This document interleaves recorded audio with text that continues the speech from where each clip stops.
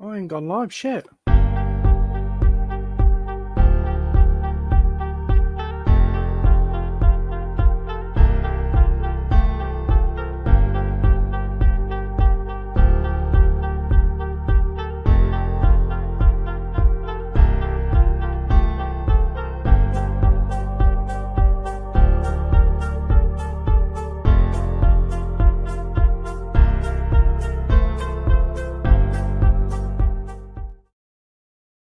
Greetings and salutations, everybody. How are you all doing on this Saturday evening?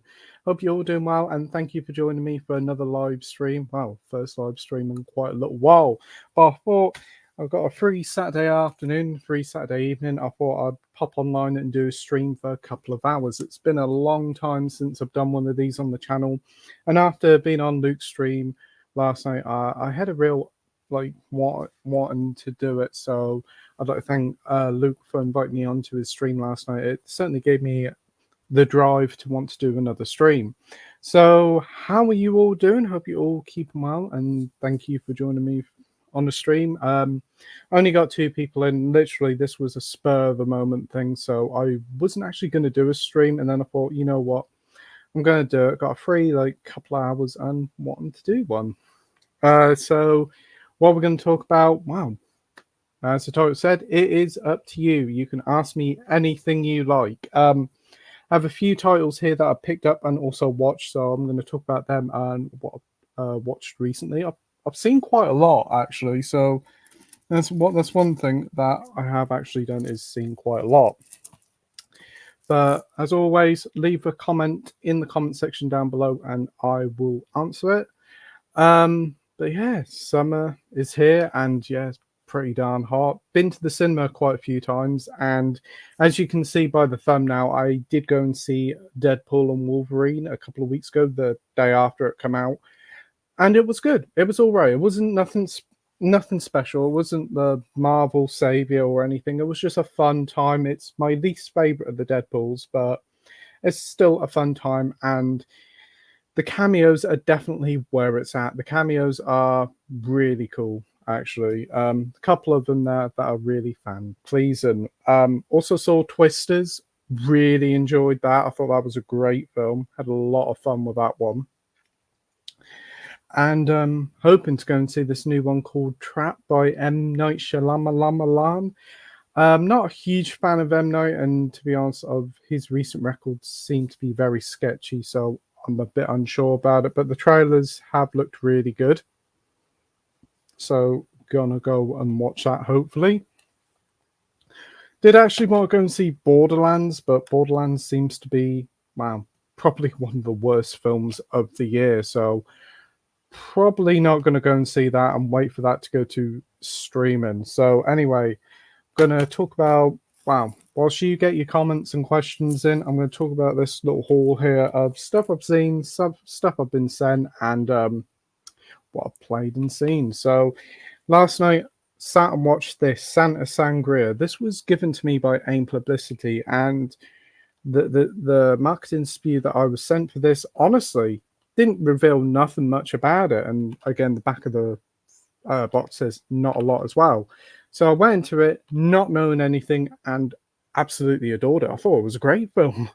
It's out there. I have seen one of Hodorowski's films before, Al Topo, and that was weird. And again, this is pretty weird. It's about this young lad in a circus, and it follows like his day-to-day life, and there's a big tragedy that happens that scars him for life, and it follows him a little bit later on when he's an adult, and he's suffering because of it, and his adult life isn't much better. It's quite dark. There's elements here of Psycho, which is pretty darn good, and the film has such a great style to it. The soundtrack here is brilliantly haunting. The film feels like a fever dream, and I had a great time with it. I did review it on Letterboxd, and I gave it like a 4.5 out of 5. I really enjoyed it. I didn't expect to enjoy it as much as I did, but that is Santa Sangria. Comes in a nice double disc set. This one here is full of special features, about 8 hours of bonus features, and that's just the disc with the film on. The film is actually available on 4K in a limited edition box set, and something I've really enjoyed this a lot. I might actually get the 4K box set. Great film. So that's Santa Sangria. Also got sent Boy Kills World. I did see this when this first came out, thanks to a screener from Signature Entertainment. I actually really quite enjoyed it a lot. This is a pretty underrated sort of film. It feels like a video game. There's a lot of essence to the video game world there, with some really cool combat and everything. Not my favorite film of the year, not top 10 film of the year by any means, but a really fun film. I'm looking forward to rewatching it. It's got a great cast as well. So that is Boy Kills World. Sorry for the glare. I might actually have to turn this TV off. See if that helps. So that is Boy Kills World. Picked up this on 4K. Brilliant film. If you haven't seen it, highly recommend it. It's a German film. It's only about 70-80 minutes long, and it's one of the best films of the 90s. Run, Lola, Run. Really cool film. Again, feels very much like a video game. It's about this young woman who's surprisingly called Lola, and her boyfriend basically gets into trouble and he's going to rob a bank, and she's got to get there within 20 minutes to stop him doing it, or something serious is going to happen. It plays out in 3 different scenarios. It's got a really cool style to it. Feels very MTV, very 90s, and holds up really well. I have seen this a few months ago and looking forward to checking it out again on the 4K. I've heard the 4K transfer is superb, and you do get a load of bonus features with it. So that's Run, Lola, Run. I got sent this by AIM Publicity yesterday, and it's The Walking Dead, The Ones That Live. So we'll be checking this one out soon. Big fan of the Walking Dead series. It definitely did drop off near the end. It did. Didn't actually finish it, but one of my favorite characters, I think a lot of people's favorite character, was Rick. So when he left, kind of a lot of people did leave. This is like a continuation of Rick's story with Michonne. So looking forward to checking this one out. And I think this is just a limited run series, so it won't be coming back for a second season. So that's The Walking Dead, The Ones Who Live. So looking forward to checking that one out. And shockingly, I've actually been watching Game of Thrones. Yes. Been wanting to see this for ages, and bizarrely has managed to avoid spoilers. Watched the first couple of seasons of House of the Dragon and really enjoyed it. Very much enjoyed Matt Smith's role in the show. Was really good. The first season was fantastic. The second one's just finished, and I thought it was pretty darn good.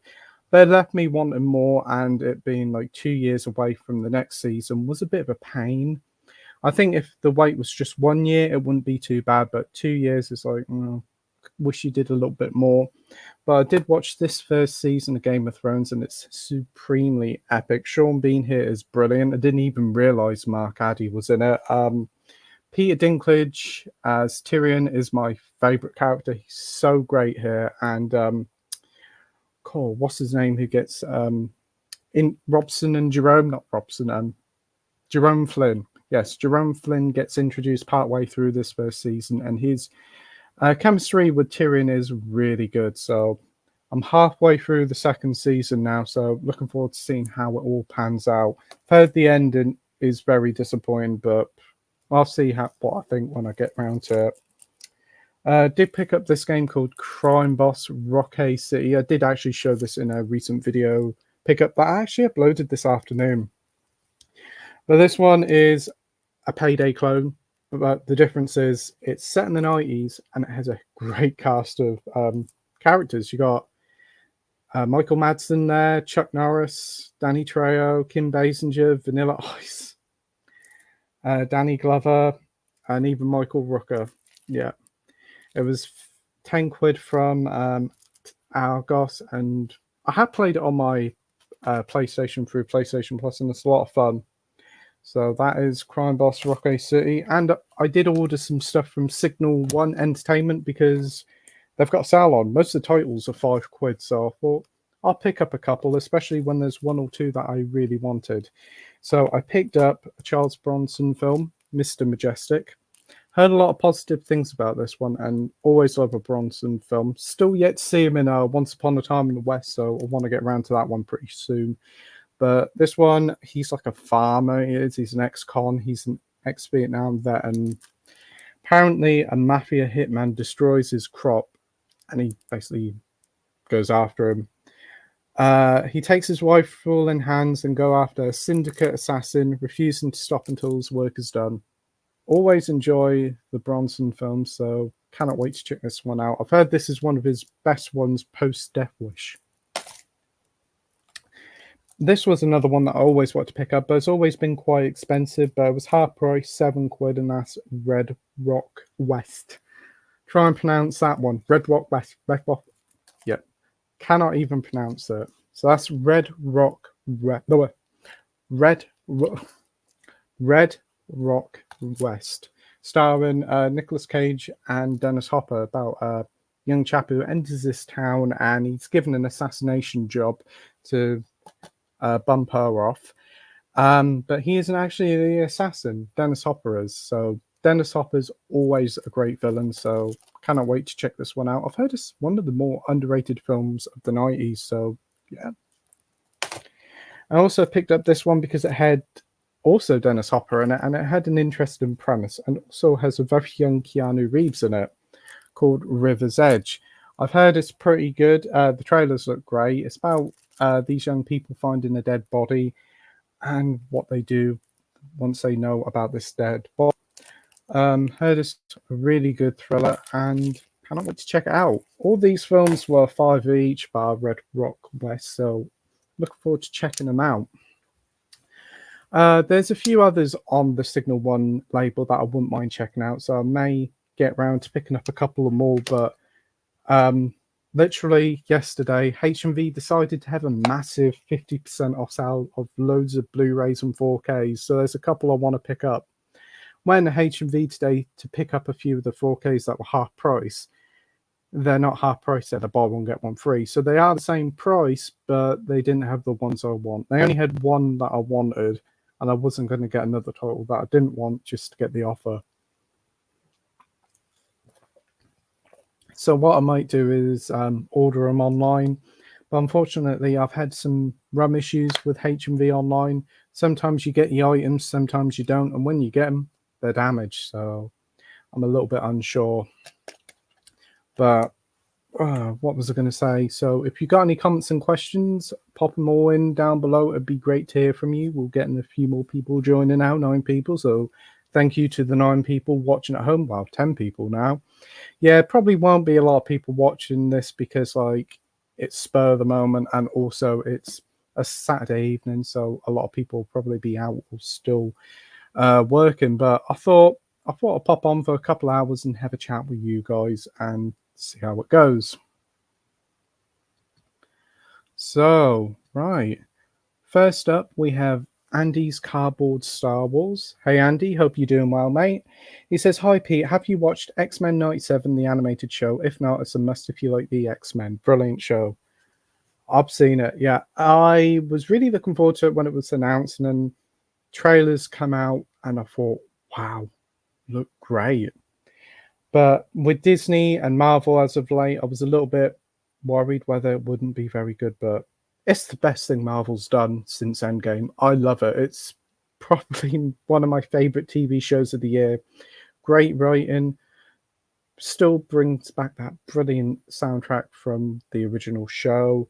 Most of the voice casts are still here, and those that have been revoiced still sound great. The storylines are great, and whilst there's only 1 or 2 filler episodes, I think every single episode has been brilliant. The episode with Gambit on Genosha was very good as well.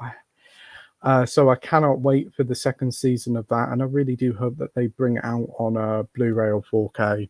And I like it so much, I do have a pop vinyl and a t-shirt from X-Men 97. So yeah, really enjoyed that. Also did watch Star Wars The Acolyte. My word, what an absolute mess. What an absolute train wreck that TV series was. It took its time to get going, but my word, did it throw away the goodwill and with the first 2 episodes, with the awful third episode. It did get a bit better with the 5th episode. It was really action packed, and I thought whilst the twist that happened, like, knew where it was going, I thought, oh, it's going to pay off somewhere. Nah, and it ended on such a crap note. Really did some things that I totally disagreed with, and also introduced some things that I know that they're going to balls up. So, yeah, Star Wars: The Acolyte, if you haven't seen it, steer clear. It's utter shit. It's probably the worst thing Star Wars has done since The Rise of Skywalker. So, yeah, and they've done some pretty bad things. Next up, we've got Andy here from Forgotten World Movies. Evening, Pete. Evening, Andy. Hope you're doing well, my friend. Great to see you here. I did watch a bit of your stream with Nige and Keith last night. Brilliant stuff. Really been enjoying them on a Friday night. Keep on doing them. They're always a lot of fun. We have the Driller Killer here saying, ooh, Pete, hope you're well.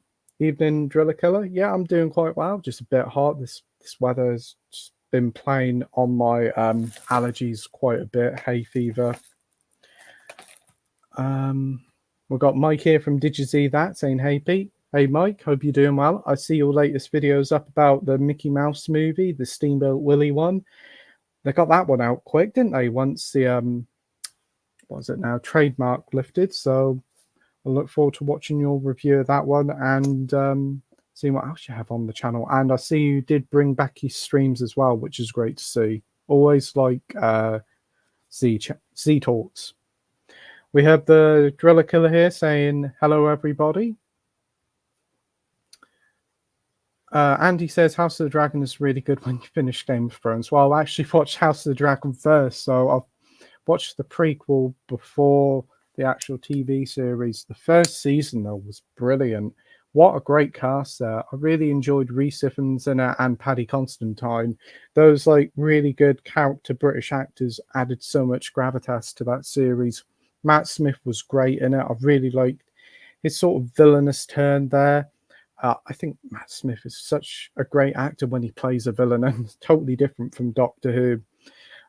I really did enjoy the TV series a lot. The second series, as I said, was good, and it had some high moments, but it was a bit too slow a pace. But they did announce that it is coming to an end after series 4. My only hope is that they film both series 3 and 4 back to back, or at least in close proximity, so that we don't have to wait 2 years for it. Also watched the rest of The Boys. That wasn't too bad. I think the 4th season is the weakest season. There's a couple of episodes there that I thought was pretty obnoxiously bad, but it did pull itself together near the end. Decent finale. Not my favorite finale, but it's in a better place than what it was when it started, and looking forward to seeing how they finish that. That's also finishing in a couple of years' time, but then again, you got to wait 2 years for the next series. I really do miss the days when you could watch a TV series and then wait a year and your next season is here, but now you got to wait 2 to 3 years. It's ridiculous. I think it's down to the streaming nature, pardon me, of the shows, because as they're with Netflix and Now TV, they like publish one season, see how it goes, and then do it if it hits off, which is a shame. Really, they should just order 2 seasons, and then if it does well, make them all so that it's all ready to go, because 2 years wait is a long time.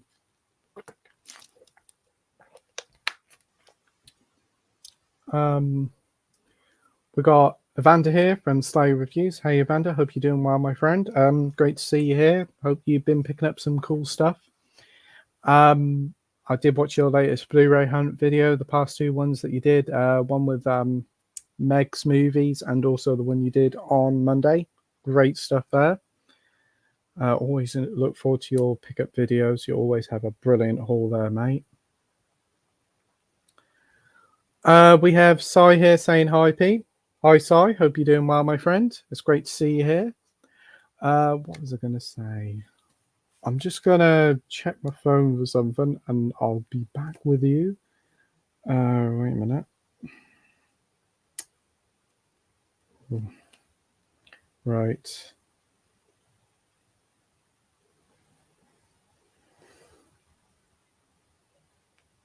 Sorry about this.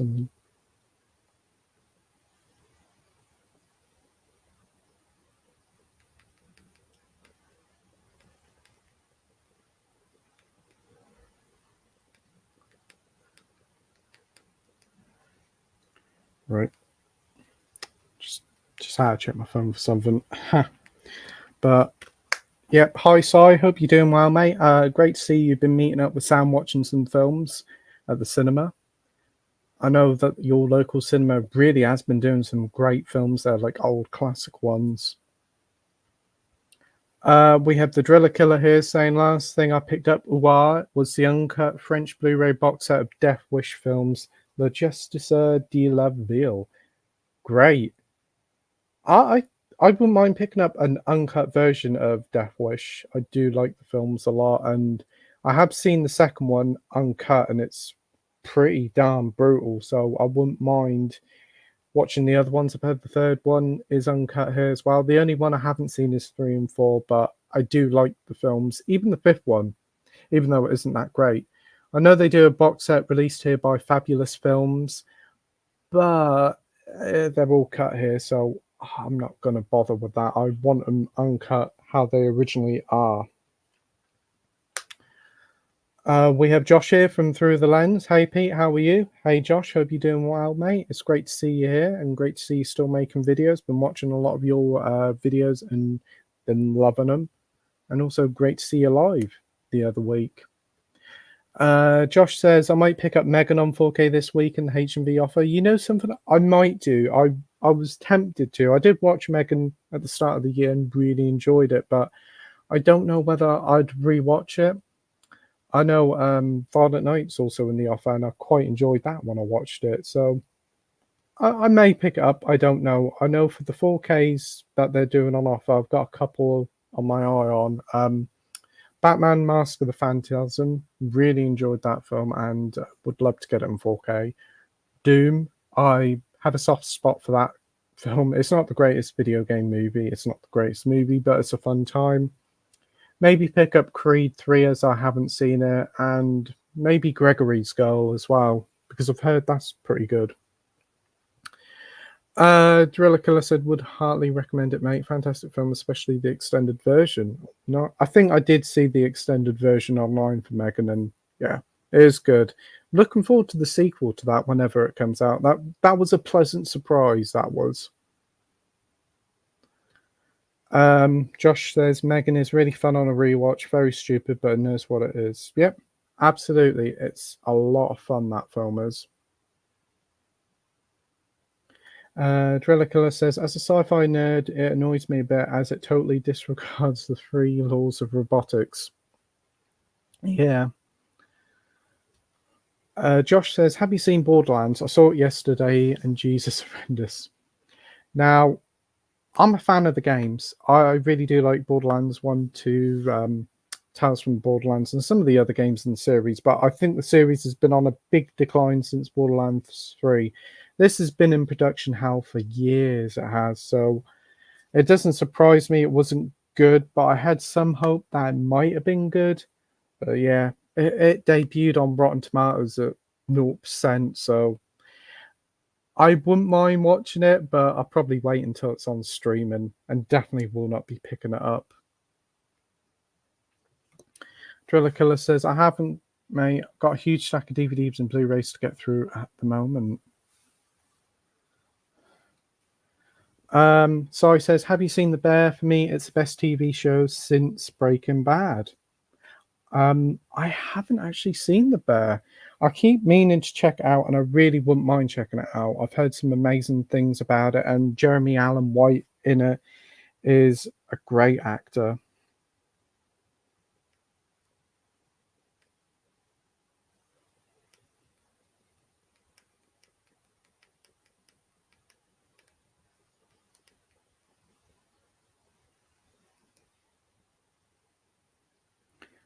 Yep, just sent a message out to see if we can get some guests on the stream. But no, I really like Jeremy Allen White. He's a great actor. He was really good in the Iron Claw. That film, man, that film was heartbreaking, and he was great in it. He was. So I wouldn't mind checking out. And I've heard that the The episode's only about half an hour each, so not too bad at all.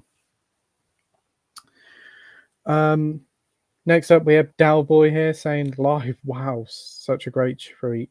Yeah, spur the moment thing, Dalboy. I just thought I'd go live and see how it goes. But great to see you here, mate, and great to see you still doing your videos. I did watch your video that you did.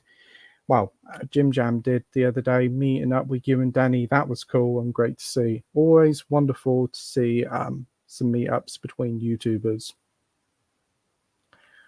We got Minhalju here saying, Pete. Hi, man. Hey, Minhalju. Hope you're doing well, my friend. Great to see you here. It's been a while. What have you been picking up recently? Drillicula says, them fighting words. Breaking Bad and Sopranos are probably the best TV series in years. Yeah, wow. We're going to have a guest on in a couple of minutes. So look forward to seeing him when he comes on. But I've only seen like the first 2 seasons of Breaking Bad. I kind of stopped halfway through, not because I didn't like Breaking Bad. I just kind of just went off it. One day I forgot to watch it and then just never went back to it. Haven't seen a couple of episodes of. Last time I watched this was about 2-3 days ago, so I'm worried that I might fall off it, but hopefully not. But I am enjoying Game of Thrones and I want to see it through to its conclusion, even it's a bad ending.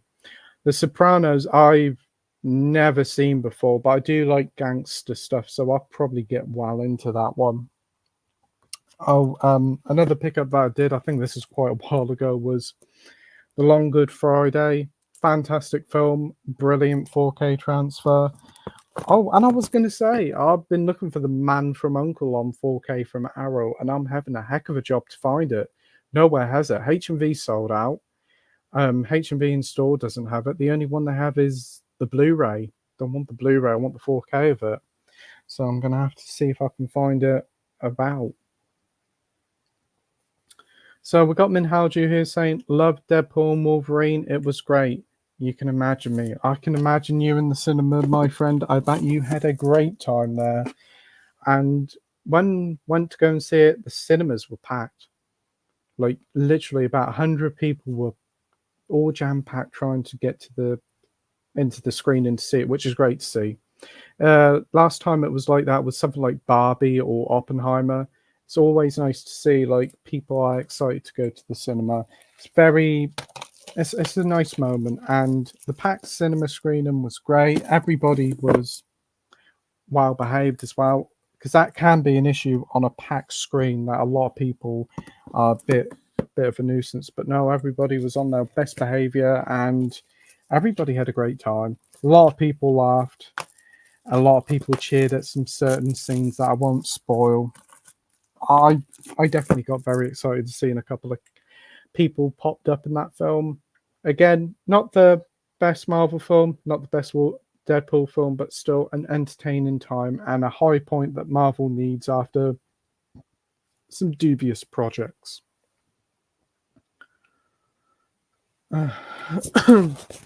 Dalboy, how are you? Your old smoothie, how's it hanging? Ooh, smoothie. Fancy a smoothie drink. Minhaju says you're watching Alien Romulus next week, Friday. Can't wait to see it on Friday. Yeah, definitely want to see Alien Romulus. The trailers look great, but my only real worry is that we've seen too much of it. They've revealed so much from either teasers, TV spots, trailers. But one thing they are doing it right. Whether you're not a fan of Alien or not, it's great to see a good director like Fede Alvarez coming in and sorting some stuff out. Most of the film is practical, and it's going back to its horror roots. None of this BS about what's going on behind the scenes with the creation of the xenomorph and all that. It looks like a haunted house in space, which is like what the original was. Sai says, trust me, The Bear's awesome. It's a show about a deli in Chicago. Brilliant. There seem to be a lot of shows about like cooking and all that and how stressful it is, because there was that one that was a film that's now a TV series called Boiling Point. Oh, we've got another guest here. We've got Josh. Hey, Josh. How you? Oh, good. Thank you for sending me the invite. I appreciate it. No worries, mate. It's great to see you here and great to have you on the stream. It's been a while since I've done one of these. But how Yeah. you been doing? I'm doing good. I've been taking a little bit of a couple-day break from social media, but I thought I'd come back because one is a habit, and two, it's like loads of movie news and loads of movie stuff coming out at the same time. So I thought I'd come back, but I'm doing good. Looking forward to making more videos soon.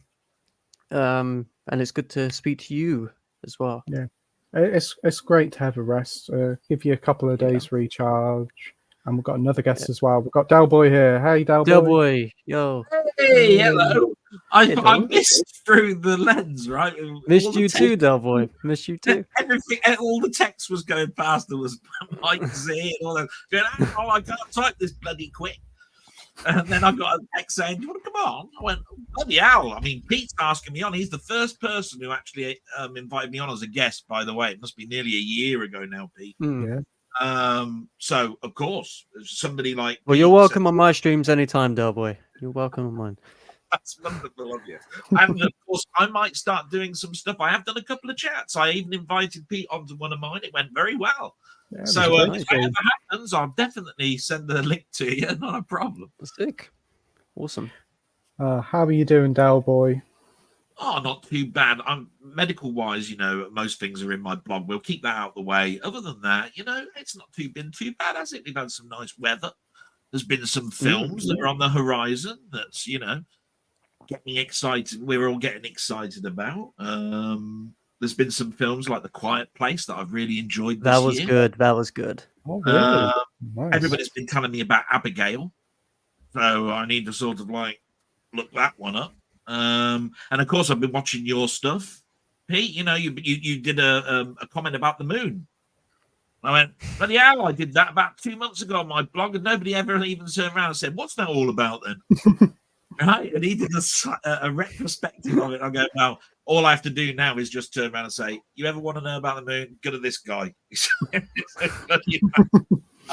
That's how it works in the community. That's what I want to do. You know, somebody does a retrospective of something, somebody asks a question, bang, you go to the person and say, "Look, you want to know about this? This has just been done. Go and watch that." You know what I mean? So, yeah, not too bad at all. Thank you, everyone, by the way, as well in the room. So, what are some of the films that you've watched recently, Del Boy? What have I watched recently? I did a retrospective yesterday of an old film called Biggles. Does anybody remember Biggles? I've heard of it, yeah. My God, from 1985 with the famous song "Do You Want to Be a Hero?" Which, you know, the really synth 85, really, you know, old thing. But it was like going back in my childhood and you're looking at it with adult eyes, and it was very, very difficult for me to get past that point. But I had a chat, you see, with Ian Hill, The Ramblings, and people were bringing up films that I hadn't thought about in years, like Doc Savage. Anybody remember Doc Savage? He-Man, Masters of the Universe. He-Man's great fun. You know what I mean? But then it's all mixed in with some such lovely people that are talking about stuff that's new as well. You know, they all asked us, "Are we looking forward to Alien Romulus?" For which I've said yes, because I've avoided it like the plague looking at trailers. You know what I mean? A science fiction horror film on a series that I've had great respect for. Yeah, thumbs up. Looking forward to that, of course. You know, so yeah. I mean, what can I say? I got this today, Atomic Blonde. That's a nice steelbook. Yeah. Nice case and everything. So I'm really looking forward to that. Oh, that's the deluxe one, isn't it? Yeah. Yeah, that's the deluxe one. And I want to know, Pete, how did you get your Purple Rain so early? Bloody hell. And he got mine about 2 or 3 weeks ago. He knows people in high places. Yeah, you see, this is like, the thing. He's tapped in, he's wired in. No, I just popped in the H&V and they had it. And I finally got round to buying The Irish. Good movie. I so love Scorsese to the point where I bought that Flower Moon from Italy as a steelbook because couldn't find it anywhere. You know what I mean? So yeah, I've been watching quite a few films, but I've been getting more knowledge from you guys. Really, that's where I get my watch list now. You know, you turn around and say, "Oh, I've just been and seen this. I totally recommend it. It's a Korean, whatever it is," and I'm going, "Yeah, okay, write that down." There's a mate who's turned around and said, "I've got something out of it. That's all I need to know. Really, I can make my own decision on it." So great. I missed what you might have watched though when I was signing in and everything through the lens, so I'm not quite sure. Oh Did right, you say yeah. you watched? I haven't said anything what I've Oh, watched okay. yet. I'll shut up now and let you let. Well, Okay. then In just what about ask Josh what you've been watching recently. in what kind of time frame are you thinking? Like last week or whenever? I guess. Anything popular or anything that you'd like to give a shout out to? Okay. I watched since I've been working a lot. I've been very mainstream with my choices. So watched Deadpool and Wolverine. First time hated it. Second time liked it. I thought it was pretty fun. Second time round. I warmed to it. It's not great by any means. There's stuff that annoy me about it, but it's still pretty fun. My parents were laughing at it too, so that was always it's always good seeing my parents laugh. Do you mind if I ask a quick question on before you move on from that one? Because Yeah. by the way, I have seen the film. Without any Yeah. spoilers, do you think that there was a little bit too much fan service with? Yeah, that's one of the things that Yes. annoyed me. But the opening sequence was such a blast Yes. that I let all the shortcomings go, and that's all I want to say because there's no spoilers from me. It's just I thought the fan service was a bit much. But there you go. That's all. Yeah, the fan service was one of the things that I didn't like the first time. I was like, okay, how how many more of these people from like 20 years ago are we gonna see? Well, some Like, of them didn't really feel satisfactory, I thought. With, some of them did, but some of them didn't. One of them did, which I'm oh, not gonna say, but whew, that was fun. Um, but yeah, it's like it's a fine movie, I guess. It's like a 6 out of 10 at best. I like Hugh Jackman coming back for like one last hurrah, like they said with Logan. But I'm down for it. I watched Longlegs, excellent. Love that was Longlegs. brilliant. Very strange and very bizarre, but that's kind of what I like with it is that it kind of goes in different directions. And the imagery in that is just so strong and so good. Nicolas Cage looks like a freak. I was sick. I like that. Him singing a song in a car, shouting it was very funny to me. It's very Nick Cage. Watched Gladiator for the first time. Nice. Loved it. Oh my God. 5 out of 5. Perfect movie. Like, Ridley can't Scott wait for number 2. that far back, yeah. Yeah, number 2 looks so good. Can't wait. Your favourite in it, isn't he? Paul Mescal. Yeah, Paul Mescal. Watched the new Yorgos movie, Kinds of Kindness. Very long movie. Seeing that in theaters. Very strange, isn't Yeah, there's like 3 different end credits and like 2 people almost left at one of them. But I knew what I was getting into. Like it wasn't 2 hours and 45 minutes yet. I knew that there was more. But yeah, it was pretty solid. Not the best film I've ever seen, but pretty solid. Watched Twisters, thought Twisters was great. Very 90s cheese. Just everything you want from one of those films. Have you seen the first Twister film, and is it too? Yeah, close? I watched it in the morning of seeing Twisters. And Is it too close to the second one? I mean, every time somebody describes it to me, I said, "Well, that's the first film." What's going on? it's very different, I'd say. I'd say that some elements are the same. Like there's a reference to the first one in the beginning with like the Dorothy machine. They drive everywhere. It might as well be called Drivers. But I'm just like, it's completely different and it's good. And then I watched Despicable Me 4. Hate it. I hate can't the wait to Minions so see much. it. Love the Minions. Hearing 2 comedians do silly voices at each other and shouting down the microphone, that's just not fun to me. So that was kind of just like a laundry watch for me, like doing something. Trap. I watched Trap. I want to go and see that tomorrow. What That did was you good. think? That was good.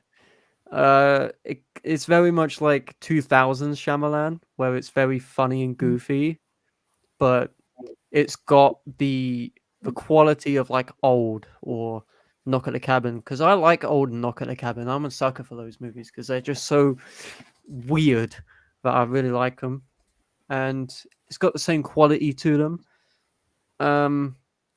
So yeah, I recommend it, Pete. You have to let me know what you think of it because it's Oh, you do. I only good. got round to watching Old literally about 6-7 weeks ago. I liked it. Yeah, It Old's sort good. of reminded me of sort of like an elongated long Twilight Zone. Yeah. You know what I mean? It was like, what's going on? Everybody's going, what's going on with this? We're all stuck here. We're just getting all this sort of stuff. So I was getting sort of Twilight Zone vibes, you know what I mean? But yeah, it's an interesting film, that one. Yeah. No? Yeah, Trap is very different to Old because it's more grounded, but at the same time, it's like the dialogue is very Shyamalan. It's very funny. Like they talk like NPCs. They don't talk like real people. But that's what I kind of like about Shyamalan is when he just makes them talk like robots, and that happens a lot in this movie, and I kind of fell for it. Do you know what? I've just thought the last time that I was on with Through the Lens, do you know what? They're just released and we'd both bought the Three Colors trilogy. That far back. Oh, wow. Three God. colors. Three Colors, Fred. Three Colors. Oh, Three colors. Sorry, yeah. Yeah, I've got it on the shelf. Set. It came out as a deluxe set. I said, I bought it. You went, oh, you're gonna love it, and all of this sort of stuff. That was the last time we were on together. That was ages ago, damn. That must have been a year ago. Wow. Dude, I turned 21 since then. That's crazy. Wow. I'm not gonna say how I turned. But yeah, Trap's good. But Borderlands, trash. Don't bother. It's funny though because Kate Blanchett knew what she was doing. She said, "Oh, I was only in this movie because COVID hit and I was bored, and I wanted something to do." So it kind of makes sense because she sleepwalks through it. Yeah, trash. Absolute dookie. I wish it was better. What did you like about it being a certain people that watch my blog have actually turned around and said, I've actually enjoyed this. But again, when people say I've enjoyed it, they don't go into the reasons why they enjoy it. So now that you've said I think it's trash, and even Kate's turned around and said I only did it because I was bored or whatever it was, what exactly is it that is trash about it? Is it just everything? The special effects, they just don't gel these characters? What is it? Good question, actually. Because I could barely remember any of it, even though I only watched it yesterday. It's very much one of these experiences where it's very like quick. Like it starts and then it's almost like it's finished and you don't get anything out of it. Like there's no real, like with films, you get a lot of like through lines such as, oh, this one's about family disguised as whatever. This one's about whatever. So a bad side of it then is it's all the sequences are cut so quick that you just don't take in anything. So you come plus there's nothing to take in the first place even, because it's I don't just even know what I've learned. There's nothing to take in the first place because it's just all slop. Like it's all like bottom of the barrel, like 4-year-old writing, like, oh yeah, remember your mother kind of thing. It's like, oh, okay, I get it. We're doing this, and then they bring it up like 10 times so that you don't forget that Lilith is missing something, and it's like, okay, we get it, and then it pays off at the end for it to only just get worse. And it turns into like the funniest thing about it is that it thinks it's Guardians of the Galaxy but cooler. But it's Guardians of the Galaxy taking away all the charm, all the charisma, all the visual flair, all of the acting, all of the jokes.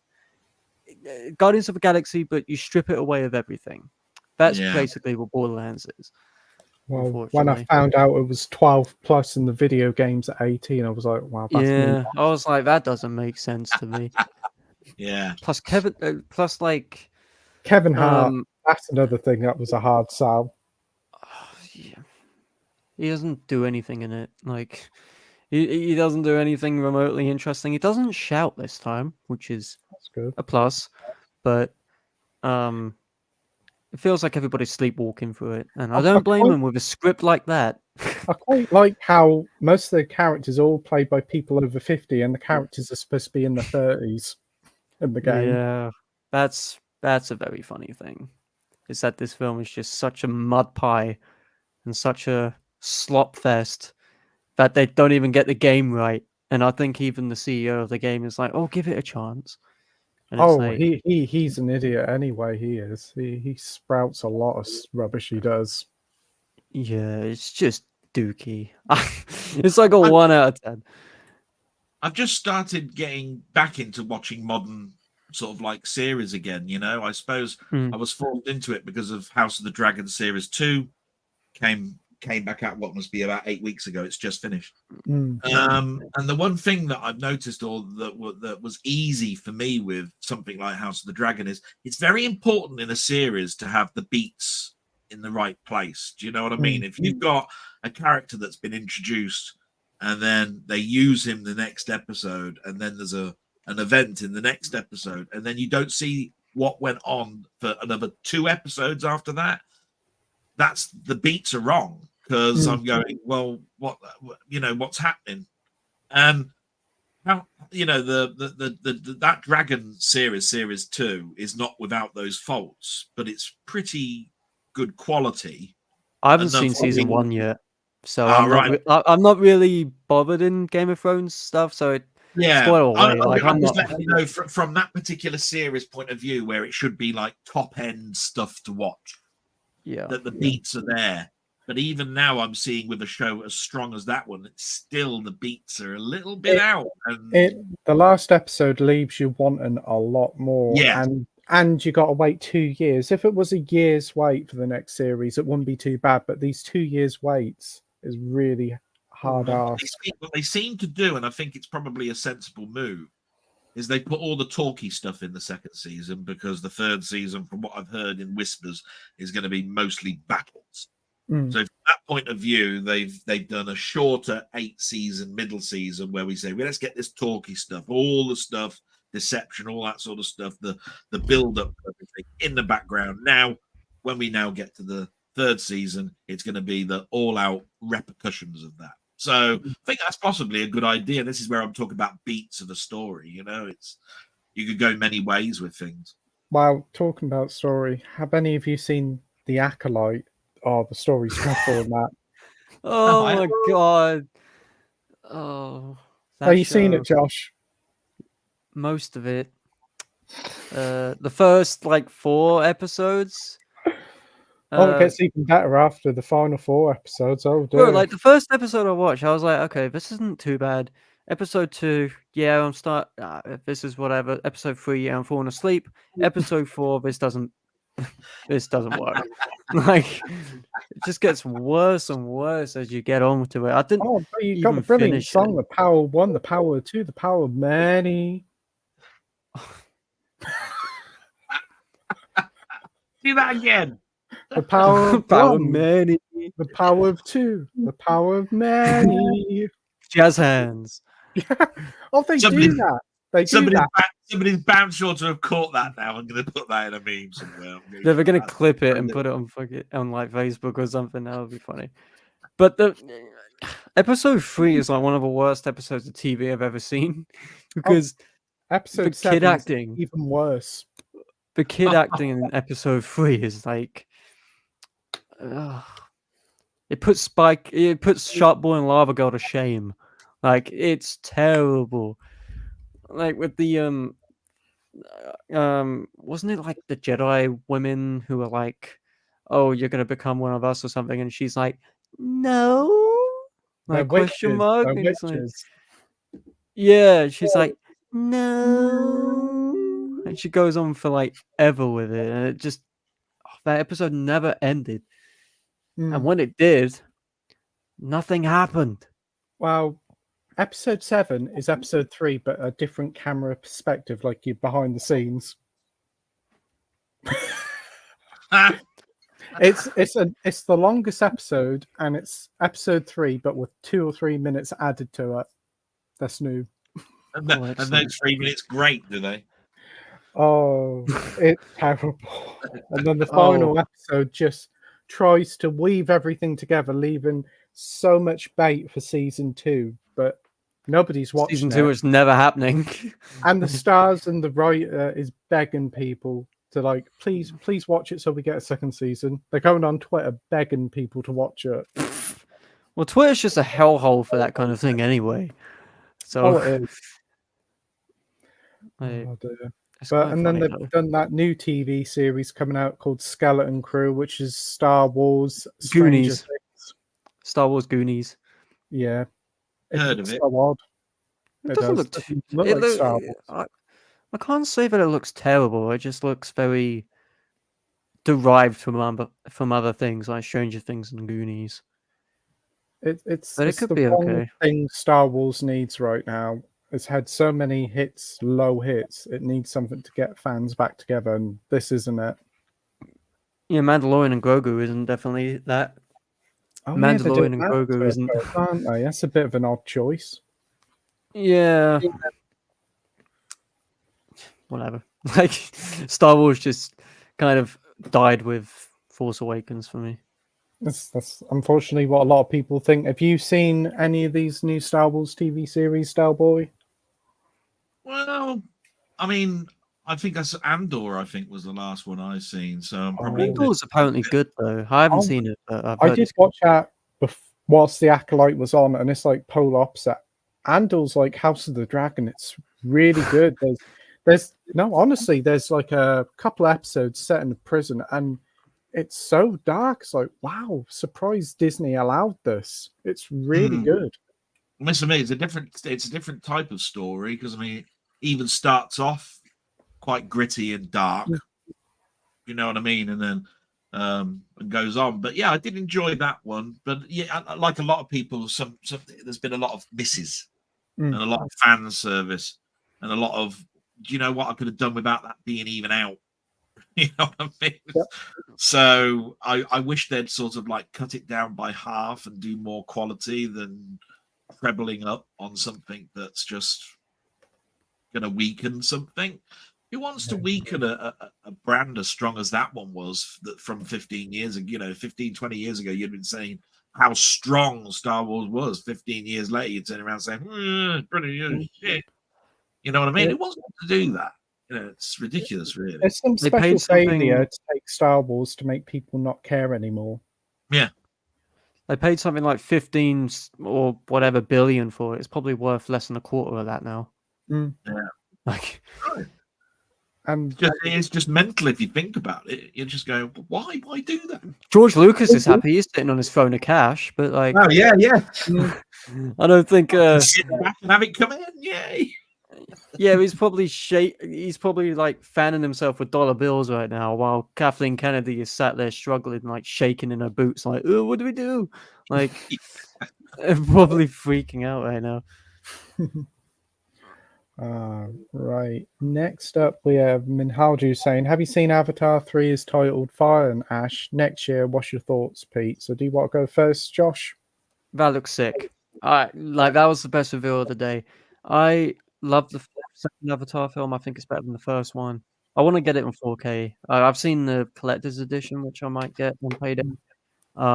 But like the second one's so good. Number 3, called Fire and Ash. Woo! That gets me excited. Can't wait. Great stuff. What about you, Boy? Well, I think anything that gets you intrigued, and Fire and Ash sort of adds an awful lot to that. It's like, where are they going with that? You know what I mean? I'm in agreement. I like the second one over the first. I had to think a little bit about whether I thought the second one was better than the first, because the first one was such a spectacle. You know, it was one of those things that you have to go and watch this. It was, the first sort of like proper 3D that everybody went whoa over it. Very much of its time at that point.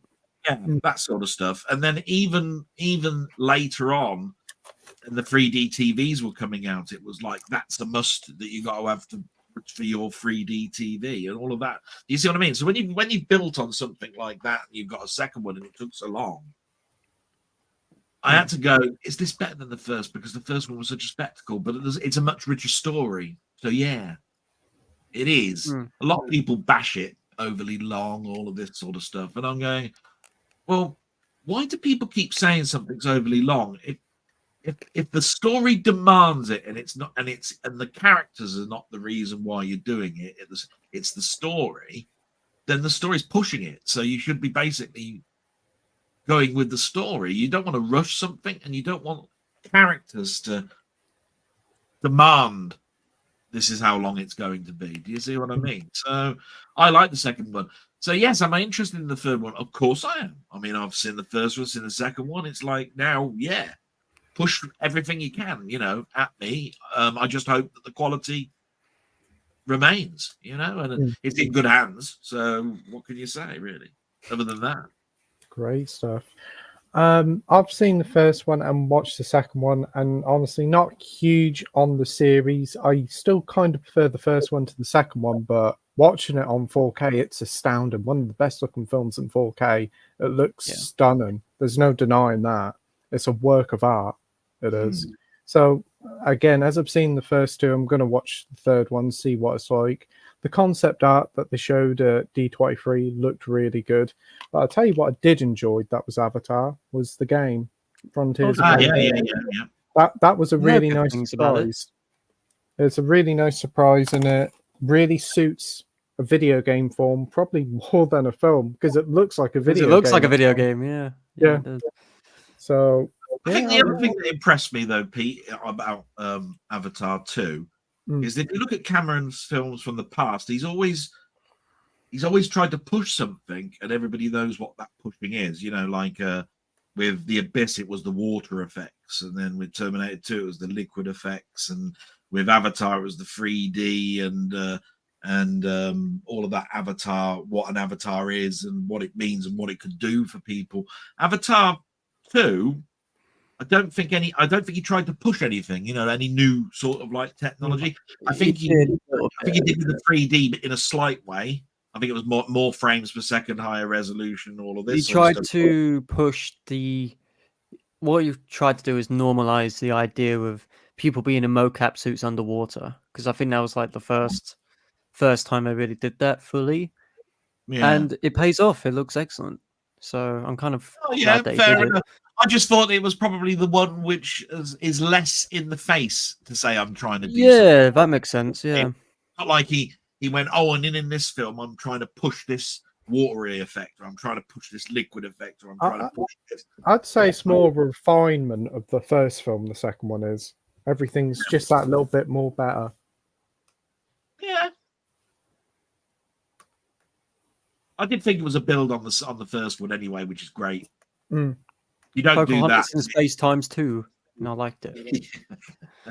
Didn't they re-release the first one in 4K and remastered it? Yeah, I've got it on the shelf. Yeah, it looks great. Is it a noticeable difference from the original release, or? I think so. Yeah, it looks colors pop because of the HDR. I mean, it's the high dynamic range pushes the colors, and how colorful it was. So. Obviously there's a resolution jump, but it's just you find that's less noticeable because of the optical effects. It's always the colors that boost to me a 4K and why you should have it. It's like reds are now this grade of red, and it's the right grade of red as well, rather than it being this murky version of red. Yeah, it's like a brighter red than a rich flavor of red than if it was just a darker red, which is nice. Yeah, it's nice to have that. It's like calibrating a TV for the first time. You suddenly go, wow. If you've ever had a TV calibrated, it's like, wow, you really have got that. I really do notice now how sharp and colors are. Less saturation and all of this sort of stuff. It's like, there doesn't seem to be any ghosting around the edges of things. Wow, look at that. It's great. Awesome. What we got here? We got the Thriller Killer here saying he's still thieving. Yeah, I asked him how he was, and he said, "Yeah, I'm still thriving oxygen."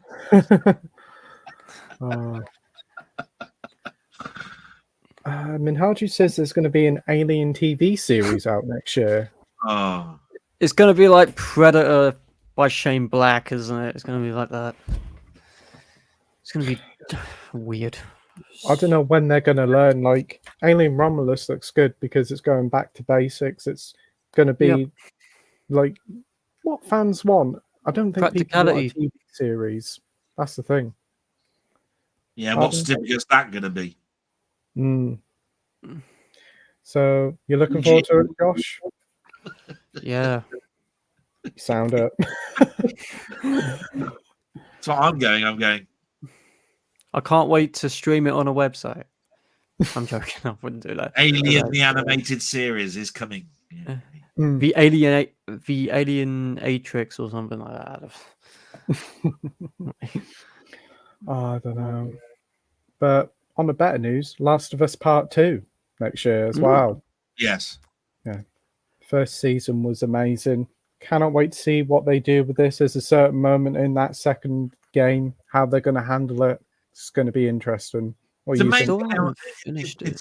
Yeah, oh right. It's amazing that even now a lot of people talk about that. Is it the third episode, isn't it? Where I mean, it's such a Explosion strong happens.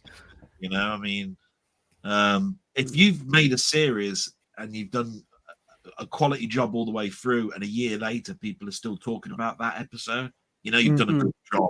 You know what I mean? That's how I look at it. And it was a strong episode. Yeah. Amazing. But the whole series was strong from my perspective. So yeah, I'm looking forward to that. What about you, Josh?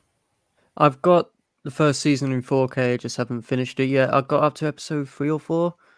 I like the one with Frank. Is that episode 3? Third episode. Episode. That episode's really powerful. But I haven't gotten past it. I find TV shows a bit difficult to sit through sometimes because they're more of a commitment. Because they're longer and all that jazz, and it's like, yeah, with a film it's like 2 hours, with a show it's like 8. So just trying to find the time. But I do like what I'm seeing of it. Season 2 will have a lot of people shitting their pants. I reckon they'll be like, oh no, this can't happen, and kind of like the game did. Part 2 games of the game, yeah.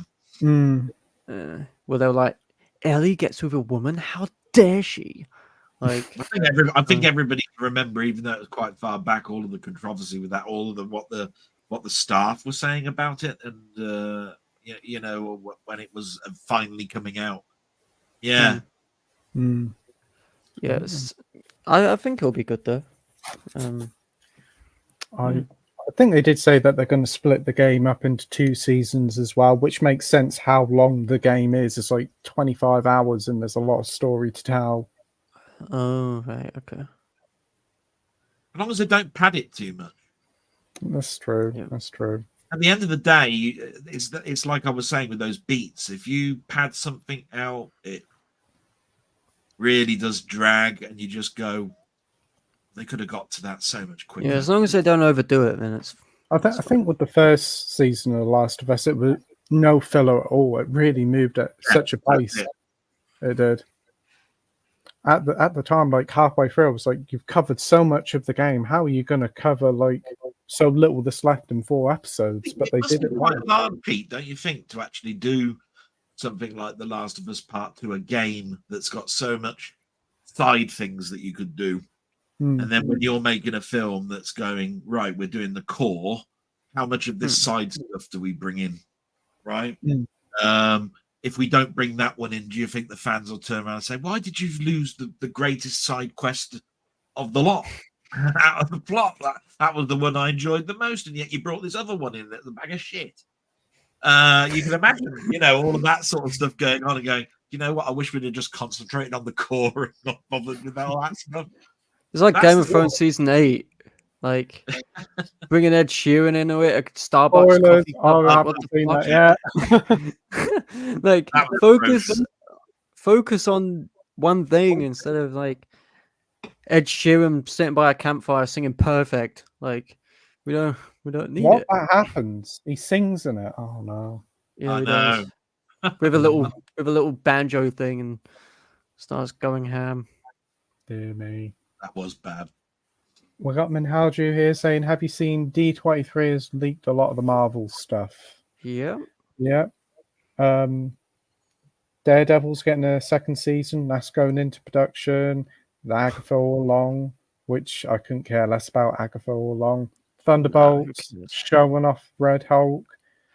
That's not bad, but they didn't announce any new films yet. It's just more the same and updates.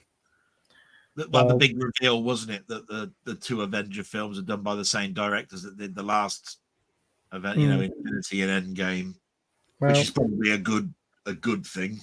At least what do you think about Robert Downey Jr. coming back and Boy? Well, it's at the end of the day, I'm getting confused now on whether this is ending Phase 4 and the multiverse crap or what. Because it's ending Phase 5.8.7. Yeah, like that's the way it feels like. It feels like it's never ending. If you think about horse shit, yeah, it's one of those things where if the story is bent now towards this is what would have happened to Tony Stark in another multiverse and all of this sort of stuff, it makes sense. You know what I mean? If they're not closing off that story, then I don't understand why he's like that. Because, I mean, okay, it's not much of a stretch. There's a bloke in iron armor and there's a bloke in other armor. You know what I mean? So I understand that. But it's just that there's so much lore behind Doctor Doom and we haven't seen so much of it that you're going, but we know so much about Tony Stark. And when you see a face like that, you're going, what? Because Doctor Doom is supposed to be a scarred scientist type thing that was big friends with Reed Richards from the Fantastic Four, who delved into something he shouldn't do, which was something mystic, and totally destroyed his face, and then became arch enemies and all this sort of stuff because he could have been this all-powerful scientist that would have made lots and lots of money. So he's resentful. Tony Stark, totally different type of story, alcoholic, father issues, blah, blah, blah, blah, blah. So what's the link between the two? Yeah. So what's the link between the two? So if it's to end the multiverse and this is what would have happened to Tony Stark in this other universe and he's trying to do something, makes perfect sense. If it's, oh no, Doctor Doom always looked like Tony Stark, I'm going, what the hell? What's all that about? I have no idea. This doesn't ring true. A lot of things like the Red Hulk doesn't ring true. The Red Hulk is Thunderbolt Ross.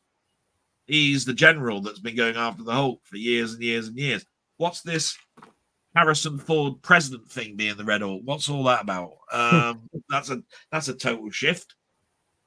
It might work out, but to a fanboy or somebody that reads the comics, it's like you're going too far. Now, have they always strayed away from the comics with the films? I think Sam Raimi did it the closest with Spider-Man, apart from the organic webbing, which really was the ultimate Spider-Man, not the Amazing Spider-Man. So it was really not too much of a stretch.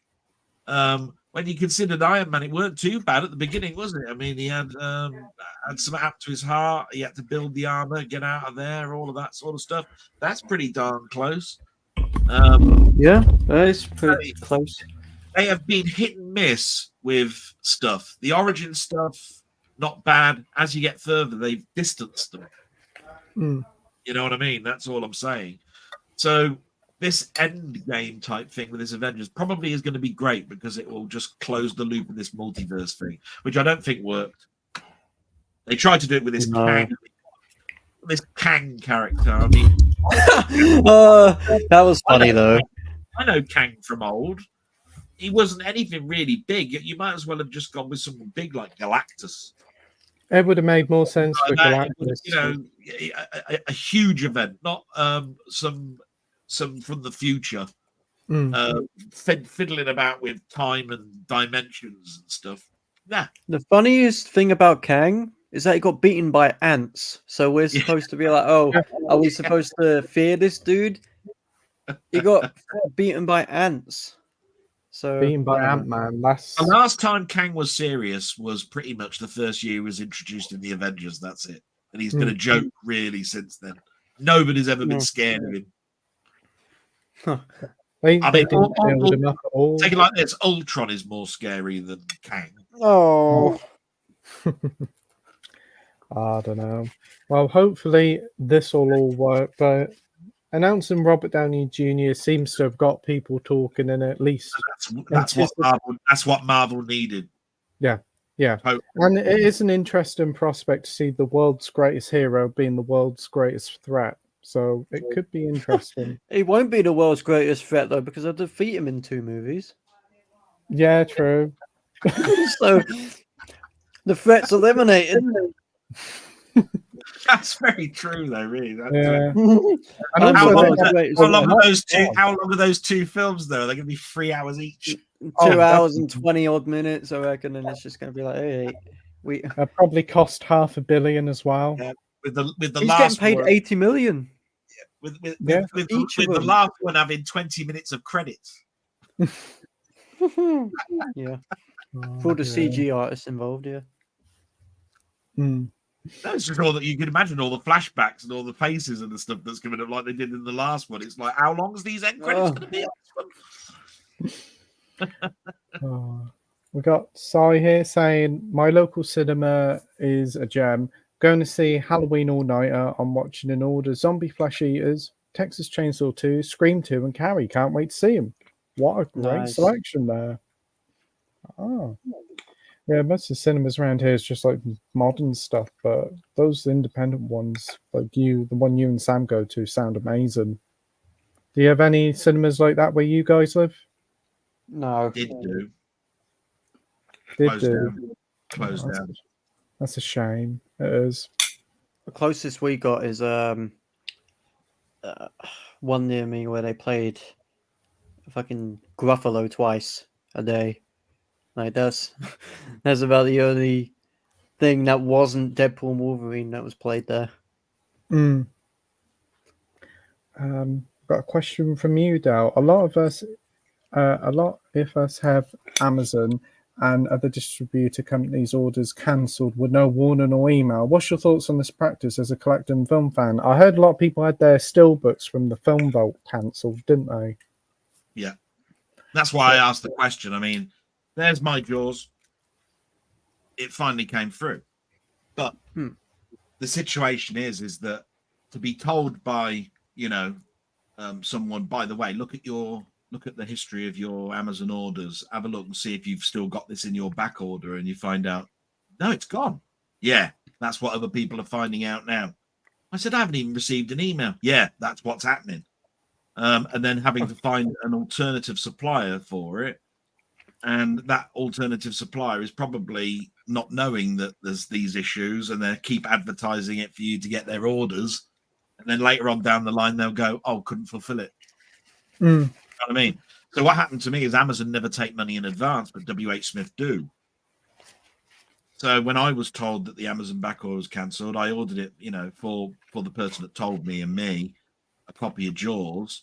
The 29th came along and it still hadn't arrived, 2 days down the line. And of course, that person's getting itchy and saying cancel, and I'm going, yeah, but they took my money. If I cancel my part of the order, it weakens my hand for my side. If you ever know how distributors work and you cancel half an order, you'll tend to find that they want to do all the ones that they can just go through, and then get that one where it's split, cancel this, have this one go through. They do them at the end.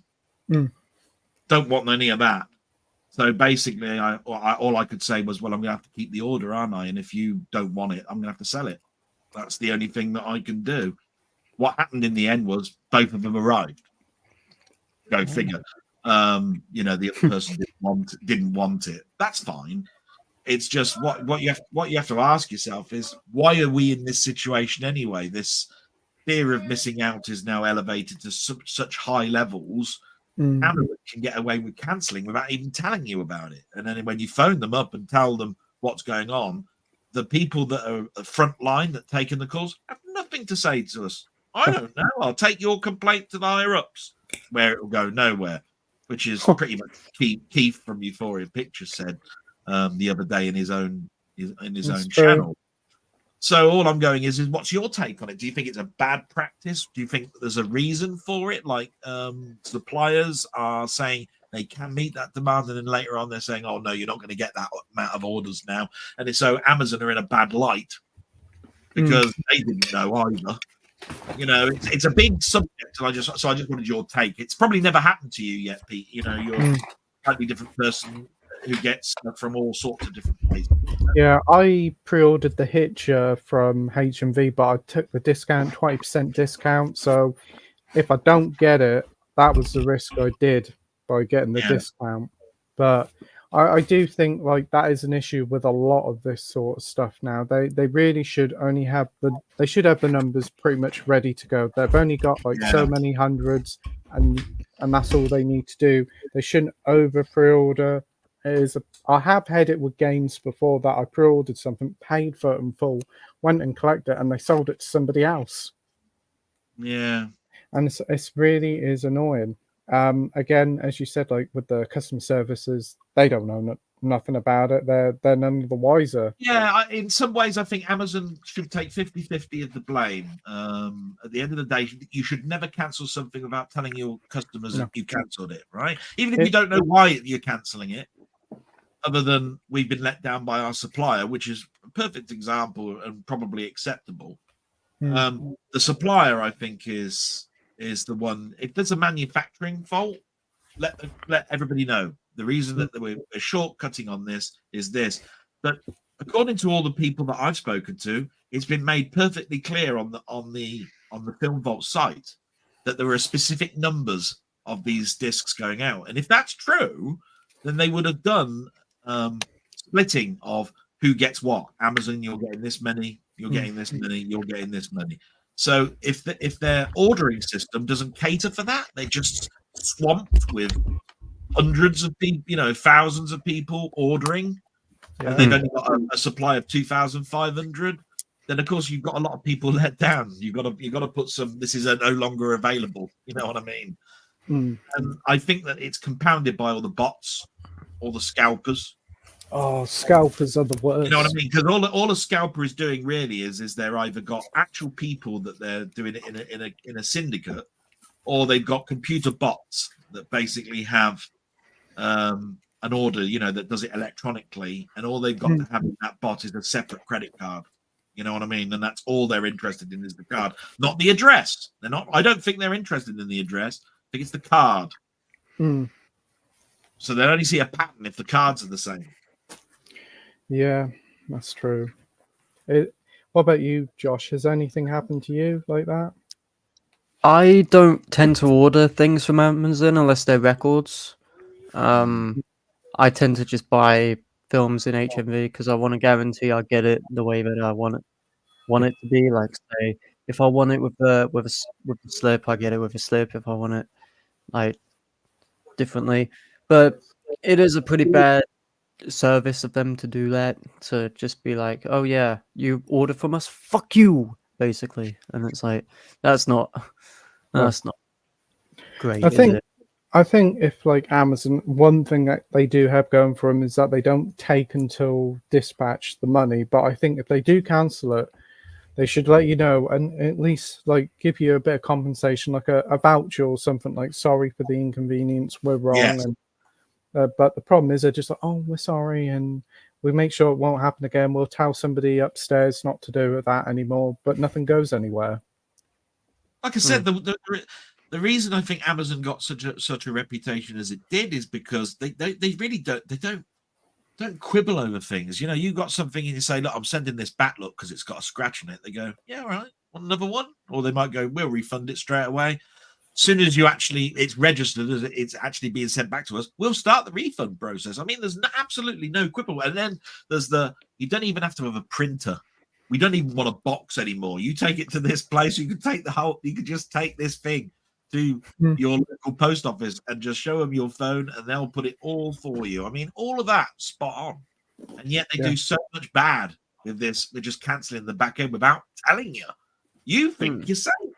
You're coming along to the week where you're going, oh, this week is when everybody's starting to get their the Blade Runner steel book this week. Where's mine gone? And then you look in your back order, and then you've lost any chance of you finding anyone other than a scalper. That's it. There was nothing you could do. If they'd have told you at the moment they cancelled, you had a chance. That's the thing that I don't like. Yeah. Didn't you have an issue with like an Exorcist box set or something? Yeah, I was in the same boat as that Exorcist. They if you remember rightly, our friends, didn't they, at the time, got their copy. Mine was cancelled as a pre-order. Damn. Dear me, that's bad. I really missed out on that Exorcist, but I Mm. got the $49.99 one that everybody can get, and you can still get now. Can It's you?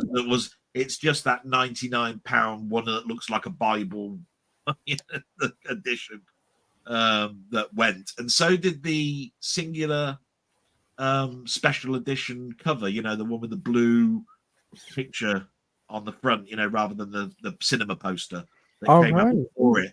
That went quick. The £99 one went quick. The $49.99 one, tons of them. Mm. The Steelbook went quick as well, didn't it? That was the first one. It came out 2 weeks before the actual $49.99 one. Wow. If you remember rightly, Nigel showed off his Yeah. copy of that, and I was going, "Where's mine?" Never Mm. turned up. I ordered one off of eBay, and then that got lost in the post and got my money back on that. Then the actual $49.99 one turned up, and that turned up at the same time as I got an email 2 days before it saying you're not going to get the £99 one. It's bad. So there you go. You miss out. It's the same with King Kong. That's a 2000 edition. It sold out in 15 minutes. Wow. Yeah, it's 2000 and what? Peter Jackson in a special packaging thing. But this is what you find out. Keith of Euphoria Pictures, don't want to keep mentioning names, but you can't help it. He said on Amazon Island, you can still order it. And I'm going, but ours one was sold out in 15 minutes. Have they got a special reserve then for Ireland? There's only 2,000 of these things, so I dare say they said, well, a special 200 of reserve for Ireland or something. I know Amazon Italy normally has a lot of them, or Amazon France. But Ireland? I mean, he actually, you know, he actually looks at the Amazon site for British Isles and can see he can order it. Yet our side sold out in 15 minutes. So I'm going, I wish I'd have known because I've asked him to order it for me. You know what I mean? But didn't know, did I? Until after the point where you can't order it anymore. It's who you know again. Damn, missed out. Right. Next up, we've got Minhalju saying, "Hey, you've seen the leak trailer for Captain America: Brave New World, like the Red Hulk." Yeah, looks okay. The original trailer looked good. Josh. Dear. I think it's fine. Like, I don't know why it's costing $400 million though. They've had to make the film again. Yeah, like 4 times. Yeah, that's so why. $100 million each time. But it's like, I don't know if it's going to be good. At least they're bringing up stuff what happened in Eternals. There's that. So we're not just left like, oh, what happened to Tiamat? Well, we get to see him here at least. So there's that. Giancarlo Esposito's in it. Harrison Ford is being paid the whole budget for it, pretty much. So he's sleepwalking through it, and he's like, I don't know what. He actually said it himself, didn't he? How do you play the Red Hulk? Oh, it's easy. You just basically don't care about any of it, and you just basically it was like, I don't the care about paycheck. any of it. That's it. That's all he said about it, and I went, oh, well, fair enough. Yeah, he's been on autopilot for years, hasn't he? He's been on autopilot since his beginning. He never wanted to be an actor, apparently. But yeah. Marlon Brando was the same towards the end of his career. Yeah, true. You want me in Superman for 10 minutes? $1 million. Yeah, okay. Which was a lot of money back in 1970 something. You know what I mean? That would have been like 20 now. That would have been a lot. Yeah. 10 minutes work. It's all right if you can get it. So there you go. What about you, Dalboy? You seen the trailers for Captain America? Yeah. I've seen most of the stuff now about Marvel. Because Marvel doesn't bother me if I see a trailer for something that goes, oh, I don't want to know anything about it because I've read so much of the comics. I don't think there's anything that could probably throw me that they'll turn around and throw at me in this and go, really? They're going down that route? I'll just go, oh, right, that won't work. You know what I mean? Because that's the opinion I'll have is either, oh, that might. No. That's a load of shit. So it's easy with Marvel. But the other stuff, I'm very cautious. Like this Alien, I just don't want to know anything about it. Oh, So they've seemed to reveal so much in trailers for it. It kind of feels like I've seen the film already. Yeah, that's not what I want. Not what I want. So I'm sort of staying all away from it. Too much of that. I mean, go back in the past. Austin Powers, International Man of Mystery, right? The trailer for that. Every joke in the film's in that trailer. Dear me. I turn around and say, you watch that film again, watch the trailer, and tell me how many other jokes was there in the actual film? Not much. So you watch the trailer and go, oh, there you are. Right, I've seen the film now. We've got Andy here saying, I lost my shit when Wolverine put his mask on. Easily best live action version for me of Wolverine. Yeah, a lot of fans were pleased with that. And obviously wearing the yellow as well. Well, yeah, I think what it is it's just nice to have an end to something, you know, like a character that's played that character all the way through. You know what I mean? It's like, yeah. If that didn't happen, then you'd go, oh, there's this other person, and it's not the same. So this was sort of like a last hurrah, and if it is, and we know it is really, that's great. I mean, I must admit, I thought Logan was going to be the last one. It's nice that they've done this one. But Logan was such a nice sentimental. He's old anyway. That it worked. And that's why you thought it was the end, because basically that's the end of his story. If you've ever watched The Death of Wolverine, you know he comes back. He didn't die like that anyway. He died with adamantium all being poured over him, and then it solidified, and he was stuck inside it. That was it. He's dead. Wow. That's how the death of Wolverine occurred. But that's the comic book. That's not Disney's way. That's not Disney's way. No. Got Josh yourself here saying, will you be seeing Yeah. It was pretty great, very unique, and also kind of funny in the usual M. Night way. Yeah, it was very funny. That's good to hear. It's good to see Josh Harnett in something for a while. He ain't been seen for a bit. He was in Oppenheimer, I think. But will you be seeing it, Dalboy, or picking up the 4K? You see, I came on when you were talking about it. So basically, you've got me intrigued on it now. So yes, of course, I'm definitely looking forward to that one now. Before I might have just gone if it's good, you know, or bad or whatever it is. But when somebody that you know recommends it, you know, my ears prick up, you know, and I start to go, oh yeah, okay, because I learned that way. I might have just dismissed it. Oh, that guy again. You know what I mean? Another film that is that that can happen. You see, you can actually talk yourself out of seeing a film. You should never do that. You should always go in open, you know, with an open mind. It's just so many times I've talked myself out of films that I should never have done. Yeah, word of mouth is always brilliant, especially from when it's trusted people, you know. Yeah. Minhajul says, sorry, I hope you're all well, Pete. Yeah, I'm all good. Hope you're doing well, Minhajul. It was such a treat. It came up. I was going, Pete's gone. What? I went, yeah, right, I'm getting on. Let's see what this way. Yeah, I was surprised as well when I booted up YouTube. I was like, Pete? I just thought, you know what? Is this the right Pete? Are we in the Matrix? Like, but I've really enjoyed it tonight, and it's great to have both of you guys on, because I've been wanting to get you on the stream for a little while. I have, and I've just not been feeling up to doing the stream, but I thought I really fancy doing it because I was invited onto a stream last night, and it just kind of made me wanted to do it again.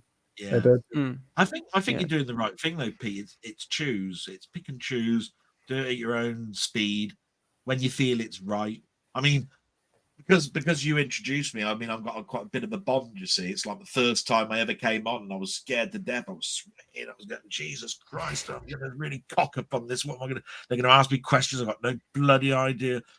I've learned the ropes, but what I'm trying to say is that if somebody like from your past then suddenly goes, "Do you want to come on?" I'm going, "Shoot, damn bloody right." And you know, you get to your computer and try and log in as quick. Because it's sort of like the birthplace where you started from. So yeah, I have to turn around and say eternal thanks to you. Thank you so much. You've introduced me to a world of ups and downs of this mad YouTube place. Do you know what I mean? Yeah. Have made friends, lost friends, everything through this whole medium, and I wouldn't miss a second of it. It's always a pleasure introducing more people, and they get to know each other's channels. It's always one of the great joys of doing the streams, meeting new people. Yeah, to anybody who's basically, because I don't know what the comments say later on, anybody that's saying, where you been? I'm going to say, I ain't been anywhere. I've been on my own side. And it's been mentioned enough times that through the lens has got his channel and you've got your channel. And we all turn around and say, it will be there in the notes, in the description. How many people go? I wonder how many people go to the descriptions and actually go and click on anything that we say. I recommend this because I do it every week. I put yours there, don't I, Pete? Everything I say, you're there, and it must come up on your feed saying somebody's mentioned you again in a channel or something. It must come up on your side. So I just hope it builds your community up and builds mine. That's what I wanted to do. Get that community closer together and absolutely each diversify into the things that we like the best, because not everybody likes everything. Well, that's the great thing. We've all got channels, we've all got different tastes, and we've all got different opinions on all sorts of films. So you go Josh's channel, you'll find a load of different films from there, all with his great opinion. And same with you. Recently it's been very mainstream for me, which is unlike me, but it's good to hear your takes on like the latest films. It is. Yeah, I'm still trying to find my way with it, but I've done 14, 15 individual films now where I've actually taken it to bits, said what it is, said where I first saw it, said the bits that this film's about, telling you who the director was and all of the lines and all of that sort of stuff. And then the end where you go, is it a thumbs up? Is it a thumbs down? I've done that now. And it's getting easier.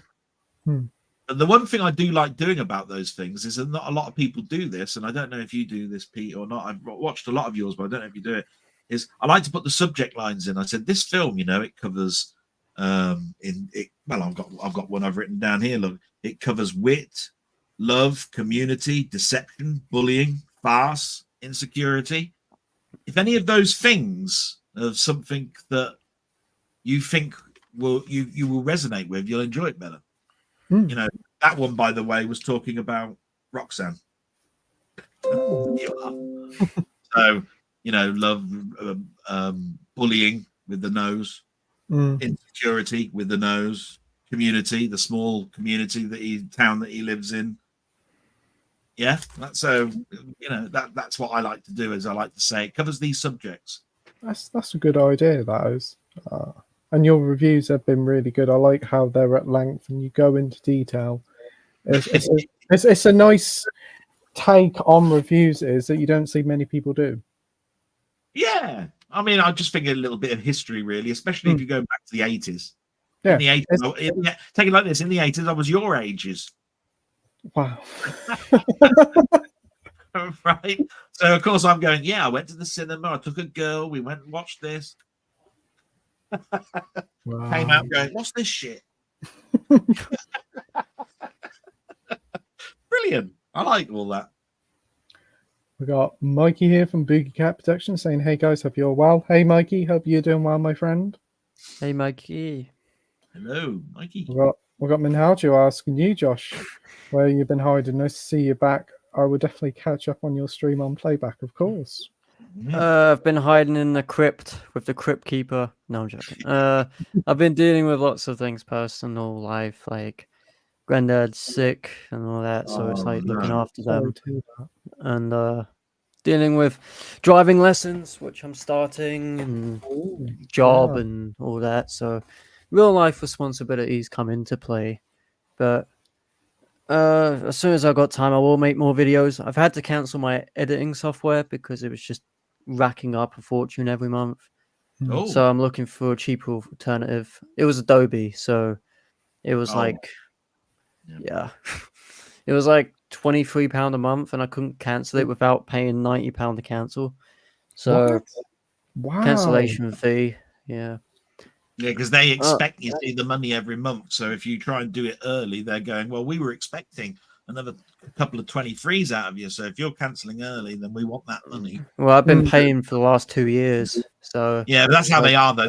That's how a greedy corporation is, though. That's how they work it. You know, like if you were Sky and EE wanted to buy your contract out, which they are doing now, they're scalping people now to say we'll buy you out your contract. And the reason they're doing that is it's a new customer to them. It's worthwhile doing it. But at the end of the day, Sky want that money or whatever company because they're expecting that money. They've split the bill into 12 equal parts. So they're expecting you to the end of those 12 months, or 18. That's true. Yeah, so right now it's just looking for another alternative, which is either cheaper or just free in general with the same qualities.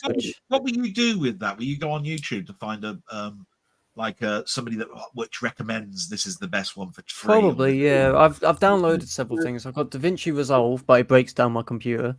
I've got Filmora, and it's fine, but at the same time, it's a bit difficult to use. But I'm gonna try and learn it. So it's like trying to find the best one. But DaVinci Resolve isn't out because it makes my processor go up to 100 degrees. So I'm not dealing with that. And my computer's fragile as it is. Remember when I had to pay £1,400 to fix it? And the other thing was that your microphone was going as well. I'm sure you remember. I remember you saying the last time going, I've got to get another microphone. Yeah, I got one now. Yeah.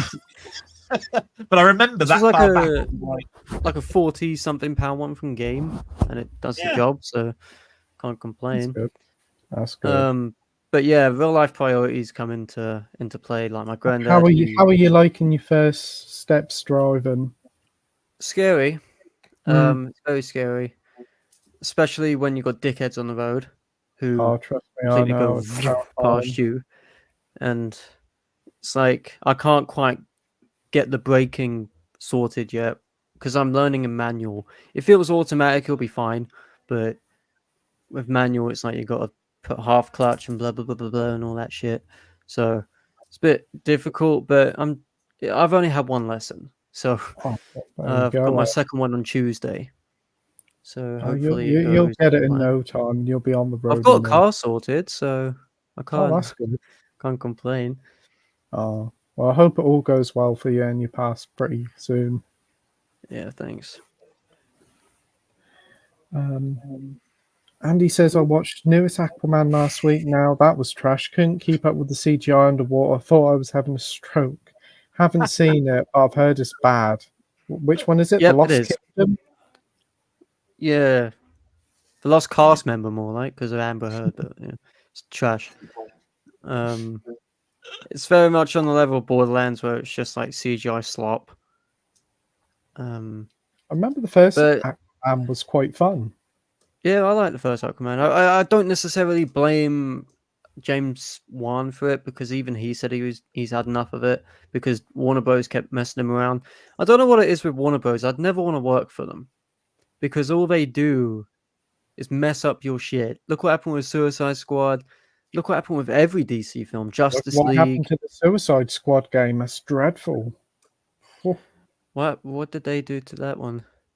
Oh, well, they took a single-player series as the Batman Arkham games, made it multiplayer, made it like Destiny. All the characters shoot, like Harley Quinn shoot. You got Captain Boomerang, who you'd think would use a boomerang, now uses a gun instead. Yeah. And they're bringing in lazy to me. They're bringing in characters like iconic characters like female Mrs. Freeze, not Mr. Freeze, but Mrs. Freeze. Nice. Oh, how dare they do a gender swap? How dare they? It's giving me that.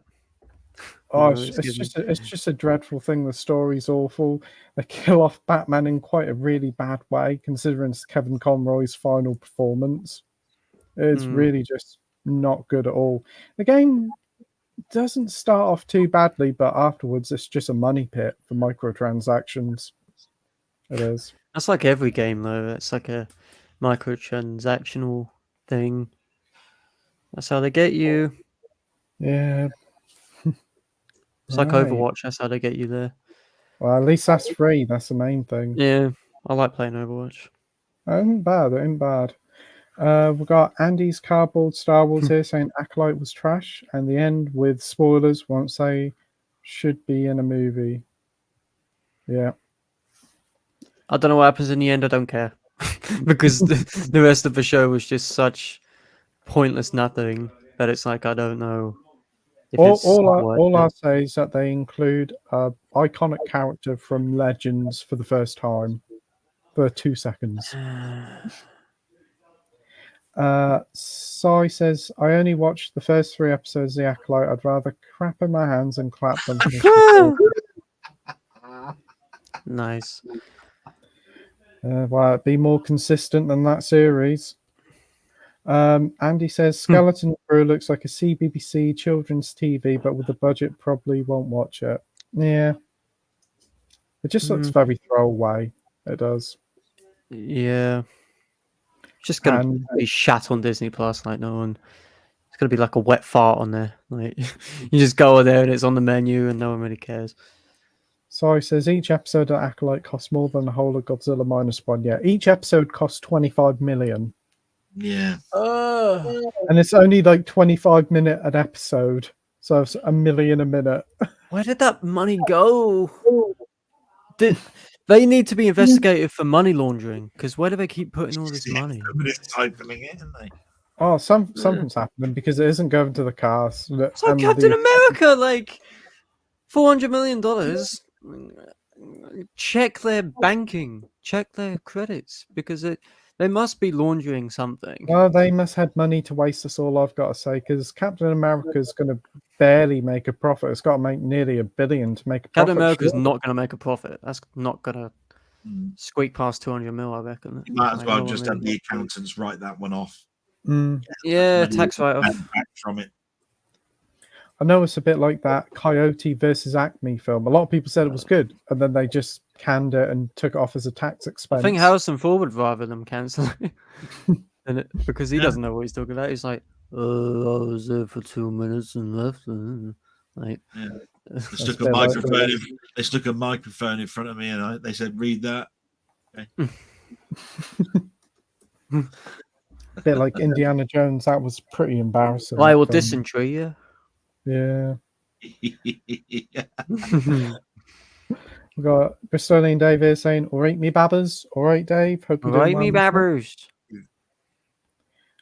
Dave says there's a ton of games that can be made into great movies. Unfortunately, a lot of Hollywood writers feel like they have to put their own stamp on the story, so end up drifting from source material. Also, they kind of just look down on games as like a lesser sort of entertainment. That's another thing with them. Yeah. Dave says, I really hope that Downey keeps a mask on the whole time. That is not a Stark variant. It's going to be a Stark variant. We know this. Like, it's sad to know, but it's probably going to happen because otherwise people will be like, Tony? They're going to be like, Tony? They're not going to have him not just have a mask all the time because they might as well just get somebody else. They got him for his face, and you're going to see it quite a lot. It's basically just a Mandalorian at that point, isn't he? Yeah. I think they've all got it in their contracts now, haven't they? Ever since the very early Batman days. It's like, I want my face on the screen at least 40% of this film or 50% of this film, and contractually I'm going to have that in. That's why people hated the first Judge Dredd film with Sylvester Stallone, because you're not supposed to see Dredd's face. And the first thing he did in the film, took the helmet off. Even on the Blu-ray, you know. It's like I wonder about Deadpool. How much is Ryan Reynolds actually in the suit for? That's what I would wonder. I must admit, it took me out of The Mandalorian a bit when I realised it's mostly just voice work. He isn't actually in the costume. No, it's not. Dave says MCU start to fail when they focus on the new material from the comics, the stuff that doesn't sell well. That's true. We've got Minhaju saying Lilo and Stitch live action finally. Yeah, it's coming next year. Stitch looks okay. It does. It was going to Disney Plus, but now it's going to theaters. Really? I'd rather watch it in a home setting. I think it's that kind of movie. Yeah.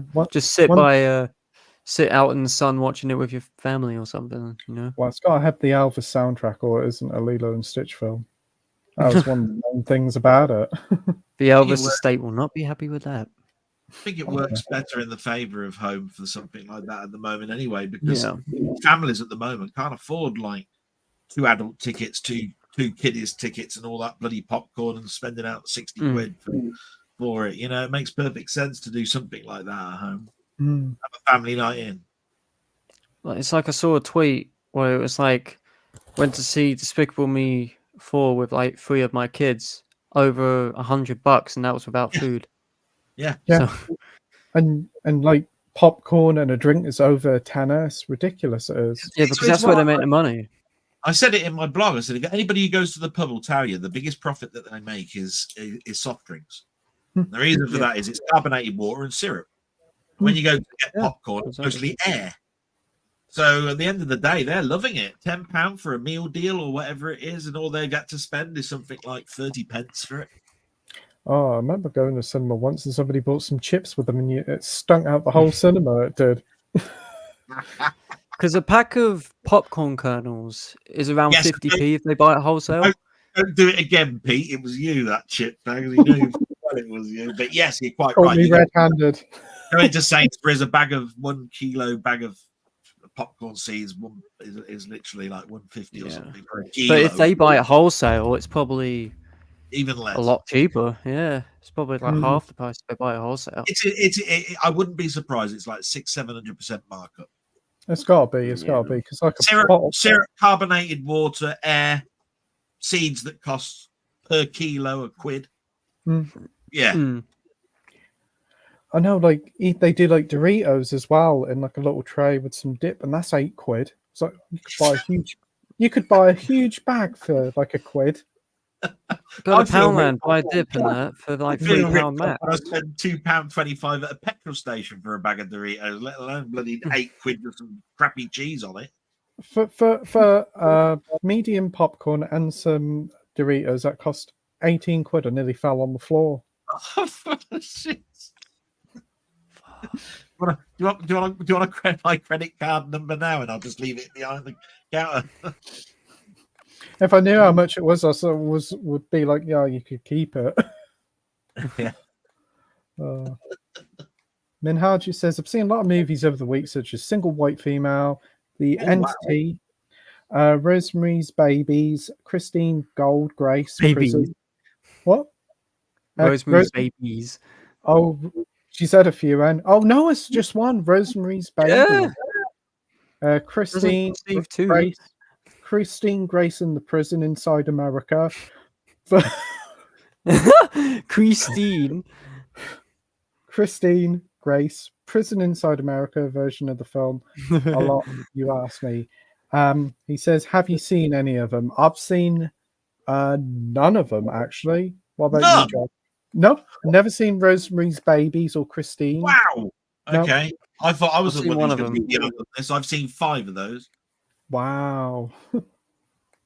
Didn't Single White Female recently come out on Blu-ray in like a indicator set? Said I watched Single White Female when it came out of the pictures. I bought it on Laserdisc. I bought it on DVD, Blu-ray. Haven't got it on 4K. Don't know about that.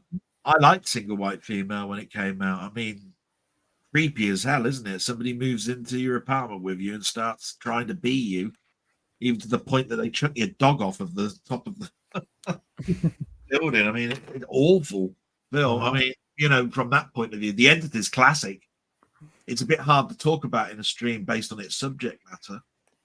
But, you know, I mean, to be, you know, to have the R word happen to you, you know, like by an entity that's in the, yeah, that's a hard one to discuss, as is Rosemary's Baby. Christine, I'll be very surprised if you haven't seen Christine. I've only seen little bits of it. I've never seen it. Really? Christine's a great film. That's one of my faves. So, you know, Prison, I think I saw with a watch along. Grace is the only one I'm going about. Can't remember if I've seen Grace. Doesn't ring any bells. So, yeah. What about you, Josh? You said you saw one of them? Yeah, I've seen Rosemary's Baby. And that was really good. Oh. Shame it hasn't got a director, but you know, I really like that movie. It's I really need good. to check I want to that get the one. 4K because it's got a nice slip to it. It's nice. It certainly has. I've seen the slip quite a few times and been tempted by it. Yeah. Shame Roman Polanski is a piece of shit, but you Well, know, yeah. that's what I mean by it doesn't have a director. Mm. But yeah, it's And he a good also movie saw though. No Evil with Mia Farrow as well. Oh, cool. Some hell of a few titles there. Yeah. Mm. Have you seen the leak trailer for Thunderbolts, Fantastic Four, Daredevil, and Ironheart? Yeah, I saw him on Only, Twitter. only Fantastic Four, none of the others. The only one I've seen is Fantastic Four. It's the only one I've seen. That looks decent actually. It does look People complaining that the suits aren't very good. Bro, what do you want from it? It's 60s. They're not gonna be like super futuristic stuff. It looks very good. I'm intrigued. That's good. Looking forward to the final season of Stranger Things next year. Not fussed. Nah. Anybody else? Such big gaps between the last time it was on and now and all that sort of stuff that makes it difficult for you to sort of like get the enthusiasm again. I did like what I saw. I watched it when it was first on, got to I think the third season and what in succession, and then it sort of went to pot for me because I started to get unwell and I got double vision and stuff, which really impairs you watching anything, by the way, for any length of time. So now you hear that the final season's out, you're going, well, I need to get back into those other ones because I've almost forgotten what I was watching. Yeah. It'll probably only take me a couple of episodes to get used to the characters again. But what I'm trying to say is, it'd been so much better if it had been as it was supposed to be. Yeah. Because if you think of it, the people who've watched the last season, they're grown up now and moved on. Yeah. So it was a target audience. Yeah. It's been so long. This is another thing that's been in development for ages. Welcome to Derry, the IT TV series. Yeah, there was like 2 seconds of footage released. Is it needed? Not really. It's been too long since the film as well. I don't like it chapter 2 very much. I think the first it's fine. The second one's too long. It's very reliant on the usual horror tropes, which I just get annoyed by, such as jump scares and plot convenience. Chapter 2 is fucking worse for that. Chapter 2 is just 3 hours of just the same thing of like, oh, they're trying to find an item for each of them, and there's of course a jump scare in each one of them, and it happens like 5 times, and you know exactly what's going to happen, so you're not even scared by anything because it's the same formula and the same routine that we've seen 5 times over. So of course it's not scary. Plus the crab thing looks horrendous. Yeah. And they beat him by saying, "Oh yeah, you suck." I remember that like, was you're a clown. Minhaju says Cobra Kid and Karate Kai will be out next year. Cobra Kai. Cobra Kid and Karate Kai. I see what you did there, yeah. Nice.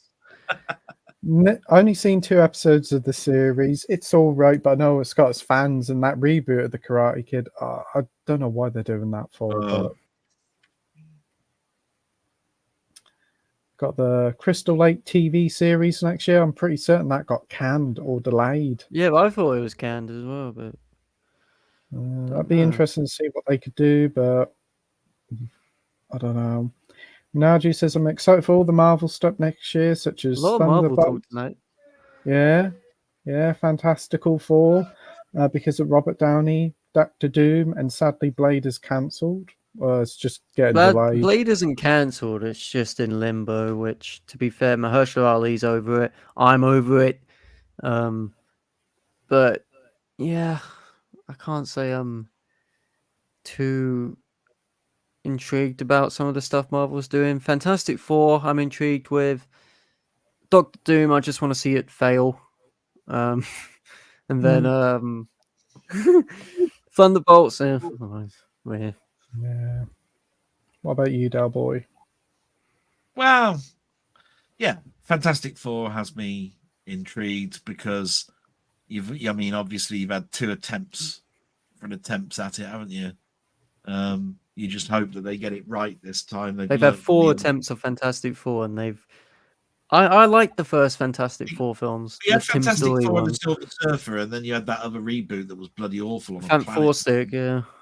Yeah. So this, as far as I'm concerned, those 2 films, I count them as 1 attempt. Then you got that one that's in the middle. That's the 2nd attempt. This is a 3rd attempt. Mm. But Blade. Well, how long ago has been Blade now, and where does it fit? Because you know what Marvel are like. They want to try and interconnect absolutely everything. Where would that fit in with Galactus? They apparently want to try and Vampire. make him the Nick Fury of the dark side of Marvel. And Yeah, I'm you like, know what I mean. It's like there'll be such a weak link in there somewhere. Thunderbolt, a team from the 90s that joined together, mostly Hulk orientated on that particular side. The Hulk, how much has been said about the Hulk, the She-Hulk TV series. Hulk used in all of the films has not been particularly fantastic. The films have been lackluster. You know, you know, the Eric Banner one was pretty bad, and you know, so Thunderbolts. Am I excited about another team, Thunderbolts of B-class heroes that you've never heard of? No. Yeah, they're bringing back Taskmaster from Black Widow, and they're putting Taskmaster is an interesting character, you see, because it's like a person who mimics. So yeah, he was one of my favorites, and then they were like, mimic at the same speed as you thought of it. That's it's an interesting concept. Do you see what I mean? Thunderbolts. Minaju says, "Where's the Sonic 3 trailer?" Yeah, they're waiting for Keanu Reeves. I heard something say that the Sonic films are in 4K. Why is Knuckles in Blu-ray only? Is that true? yeah, it's just a Blu-ray steelbook, which is a shame. That's so what's that all about? Very odd choice. Oh, if you can hear my parents shout, by the way, they're watching the Olympics and I'm like, "Go on!" Yeah. So they shouted a bit. Got Wednesday season 2. I've never seen it. I haven't seen the first one. No. Yeah, I've seen it. I know. There's people that really, really, really, really love it. I thought it was good. I love Jenna Ortega, but I haven't seen Wednesday. Yeah. You know, it's definitely sort of like got that Danny Elfman vibe, you know, Tim Burton type thing.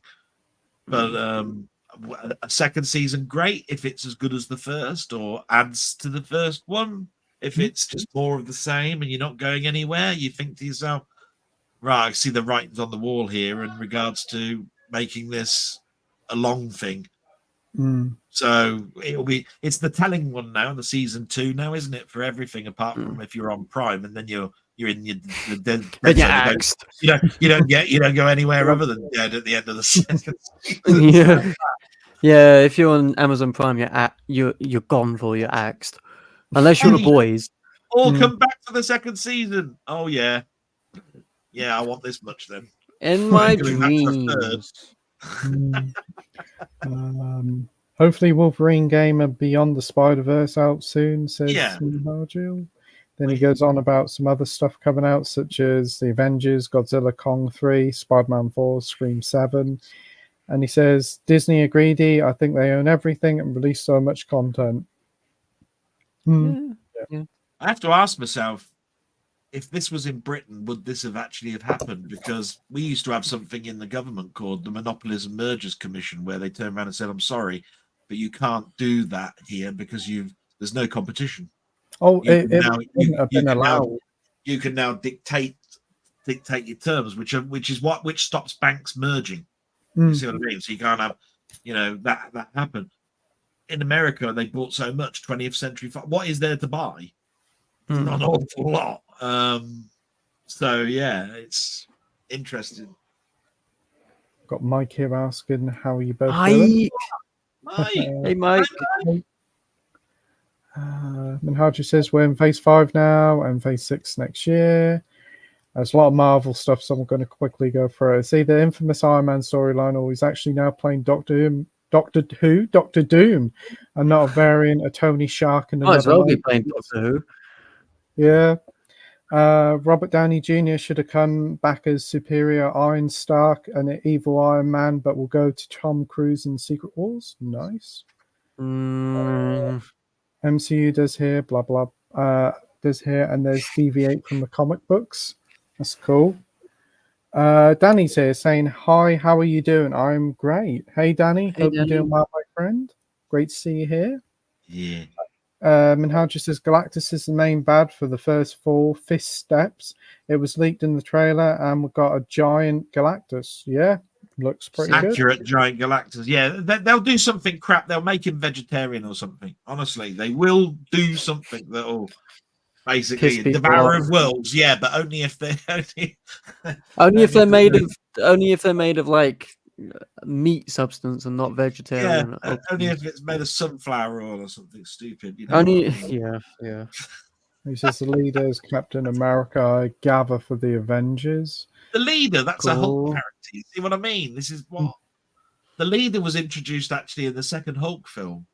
The gamma radiation or whatever it was landed on his head and it started to grow. It was very It's gonna short. look like Megamind but green. Oh dear. Tomatoes are made out of adamantium. Tomatoes. Tiamat. Tiamat. Mantium, yeah. Can't wait to see Cool. Lewis Pullman playing the Sentry on big screen, and I think Astrid means Thunderbolts versus Dark Avengers will be the new title. Yeah. No Hugh in Secret Wars. Toby Garfield, Snipes, Nicolas Cage, Ryan Reynolds, Chris Evans, Eric Banana. It's Secret Wars comic boom. Banana. I have missed you, Pete. Oh, Jesus. Oh. Banana. Eric Banana. And Hardry says, I have a funny feeling about adamantium will have something to do with defeating or either giving power to the Red Hulk. And Sam will use Lady Antebellum wings to beat him. Red Hulk has ability to emit heat. Right. Yeah. Lady What can you say, Antebellum. really? Say it again, please, Pete, because that was funny. What? No, I'm joking. Oh, dear. The more heat he projects, the more weak he gets. With Green Hulk, you know how it is. It's the opposite. Yeah. What new films are you looking forward to? For me, it's Alien and Terrifier 3. I would say both of those I'm really looking forward to. Sonic, and I don't know what else I'm looking forward to. It's more when stuff's Gladiator. Are you looking forward to the new Gladiator? I don't know. The trailer. I'm worried. I'm a little bit worried about that one, but I do want to like it. It's just that, yeah, I don't want to ruin the first one. That's for me. See, and I remember seeing that at the cinema in the year 2000. So it's going to be interesting. Ridley Scott isn't as good as he used to be, but the trailer had some cool moments. I just think the song choice was terrible. let's hope that's all that's wrong with it then. It's a good, I think it's a good, solid song choice. What about Jay-Z, you, Frank Ocean, you can't complain there. Yeah. I'm looking forward to. I'm gonna go with my usual routes here. My very obscure routes. I'm gonna go with a film called The Substance, which premiered at I think Cannes. Was it Cannes? Wait, hold on. Yeah, it was Cannes. It's like a body horror film. It looks sick. Looks dope. Dennis Quaid's in it. He's got a weird wig. What else can you want? Nora by Sean Baker. I'm looking forward to that. Alien Romulus, obviously. Yeah. Blitz by Steve McQueen, one of the best filmmakers we have today. Mainly just a bunch of festival films, if I'm honest with you. In terms of like bigger films, I'm gonna have to see what's coming out because I'm kind of losing track of what's coming out because it kind of just feels like things are shat out in cinemas and you don't really know they're out. It's quite a bit of a quiet month now, isn't it? August. Yeah, Cuckoo with Hunter Schafer. I'm looking forward to. Beetlejuice is out next month, isn't it? Oh yay! Yeah. And then Joker the month after. Yeah, Joker's one I'm kind of looking forward to because it's very much taking inspiration from like Jacques Tati films like Umbrellas of Cherbourg and stuff like that, which is a great film. So I'm kind of intrigued to see where they're going with it. Megalopolis looks so bad; it looks kind of good. I was interested because he sold his whole own vineyard to pay for it. Yeah, and then he premiered it at Venice, and then some videos have come out about him doing very unfortunate things, and it's like, Is yeah. that Transformers still coming out? Transformers 1. Transformers 1, yeah, 1, yeah. next Is month. that PG-13 or is it going to be a U? Because there's like middle finger in the trailer or something. I'm like, Because there was is it another gonna Lord be of the Rings, PG? wasn't there? Something, wasn't there? The Yeah, War there's of an animated one coming out as well, isn't there? Yeah, War War of of Rohan or Rohan. something. Rohan. Mm. You got Venom 3, Venom. That would be fun. Yeah, wow. I quite like the trailer for that. That looks quite fun. Gladiator 2, excited for that because my boy Paul Mescal's in it. What happened to the Craven then- film? That's coming That's out this December year. now. Yeah, Christmas. They delayed it because they were like, "Oh, no one cares." And Oh, then, yeah, that's what I mean. They're like, oh, it's going to be popular. It's going to be a Christmas hit. No, it isn't. No, it's not. I'm going to be queuing day one for Craven, and I'll be the only one queuing. Mm. But you see, that you'd yeah. think there'd be a little bit Nosferatu. Yes, Nosferatu. that looks Yeah. good. Shit. How can I forget about my boy Robert Eggers? How can I forget about him? That looks so good. Can't wait. And how would you says about Superman Legacy set in the 70s? The first Fantastic Four will be in the 60s. Right. It'll be in a different universe as well. Cool. Different direction, but remember the Herald of Galactus. What about you, Del Boy? What other films you looking forward to later this year? That's what I mean. I was just thinking, I said, what was happening with Transformers and stuff? But you need to be careful with this Craven Venom. They're both Sony Studios. If they bring Venom out at the same time as they're saying, and then Craven at Christmas, then basically they've waited how long this year to get any money in? Because Craven's I been know what completed for I actually. years. Yeah, I know why they've delayed Craven because it was due to come out like a month after Madam Web, oh right. and then Oh, we don't know Madam about Web what- happened. about Madam Web. Is Madam Web any good? Is that a joke? No, serious. Is that Oh no, it's a piece of shit. Oh, that's good. I look forward to watching it. Yeah, it's enjoyable. It's an enjoyable pice of shit from my point of view. Yeah, it's very because funny. It's funny. They defeat. Actually, I'm not going to say that. Never mind. I was going to I've say heard- something I've which heard about actually. I've heard what they do in it, and I'm like, you can't be serious. They Bro, they apparently squash him with a Pepsi sign. Like, it's the they overdub funniest the thing. actor, don't they? Who's the villain? Yeah, he walks and they're like, he's walking and then no words come out of his mouth, but he's speaking. Dear me. It's very funny. So yeah, there isn't much to come out, is there? I mean, usually in about a month's time, people would be talking about the excitement of what you're going to watch at Christmas. What's going to be the Christmas film? Craven? I don't even want to think. No. The Cravening. Christmas at Craven's. Oh, Christmas with the Cravens. I'm craving a Craven Kravinoff, Christmas. isn't it? Is his name? It's Kravinoff. He's Craven alone. Anyway. I'm surprised they didn't release it last year with the Spider-Man game, considering he's in it. Yeah. Made more sense. They could have put some free cinema tickets in it. Like, please go and watch it. You paid 70 quid for the game. Watch the film now. Yeah. Andy says The Knife Gate with Johnny Depp's an underrated film and needs a 4K release. I haven't seen it, but I've heard it's pretty good. Anybody seen it? No. Did you know Nicolas Cage was almost in Deadpool, but he turned it down? Yep, heard that. If Red Hulk doesn't die in Beverly Hills Cop, no, die in a Cat Before. Red Hulk doesn't die in Beverly Hills Cop. If Red Hulk doesn't die in Beverly Hills Cop 4, then he'll be in Thunderbolts. Most likely, Thunderbolts taking his name for Thunderbolt Ross. Because it was Thunderbolt Ross who was the Red Hulk. That's why. They need someone like the Red Hulk on the team because Sentry's very powerful, and King Hyperion and Blue Material. You could say Captain Britain. Material. I'm so lost with these characters. Captain Never heard- Material.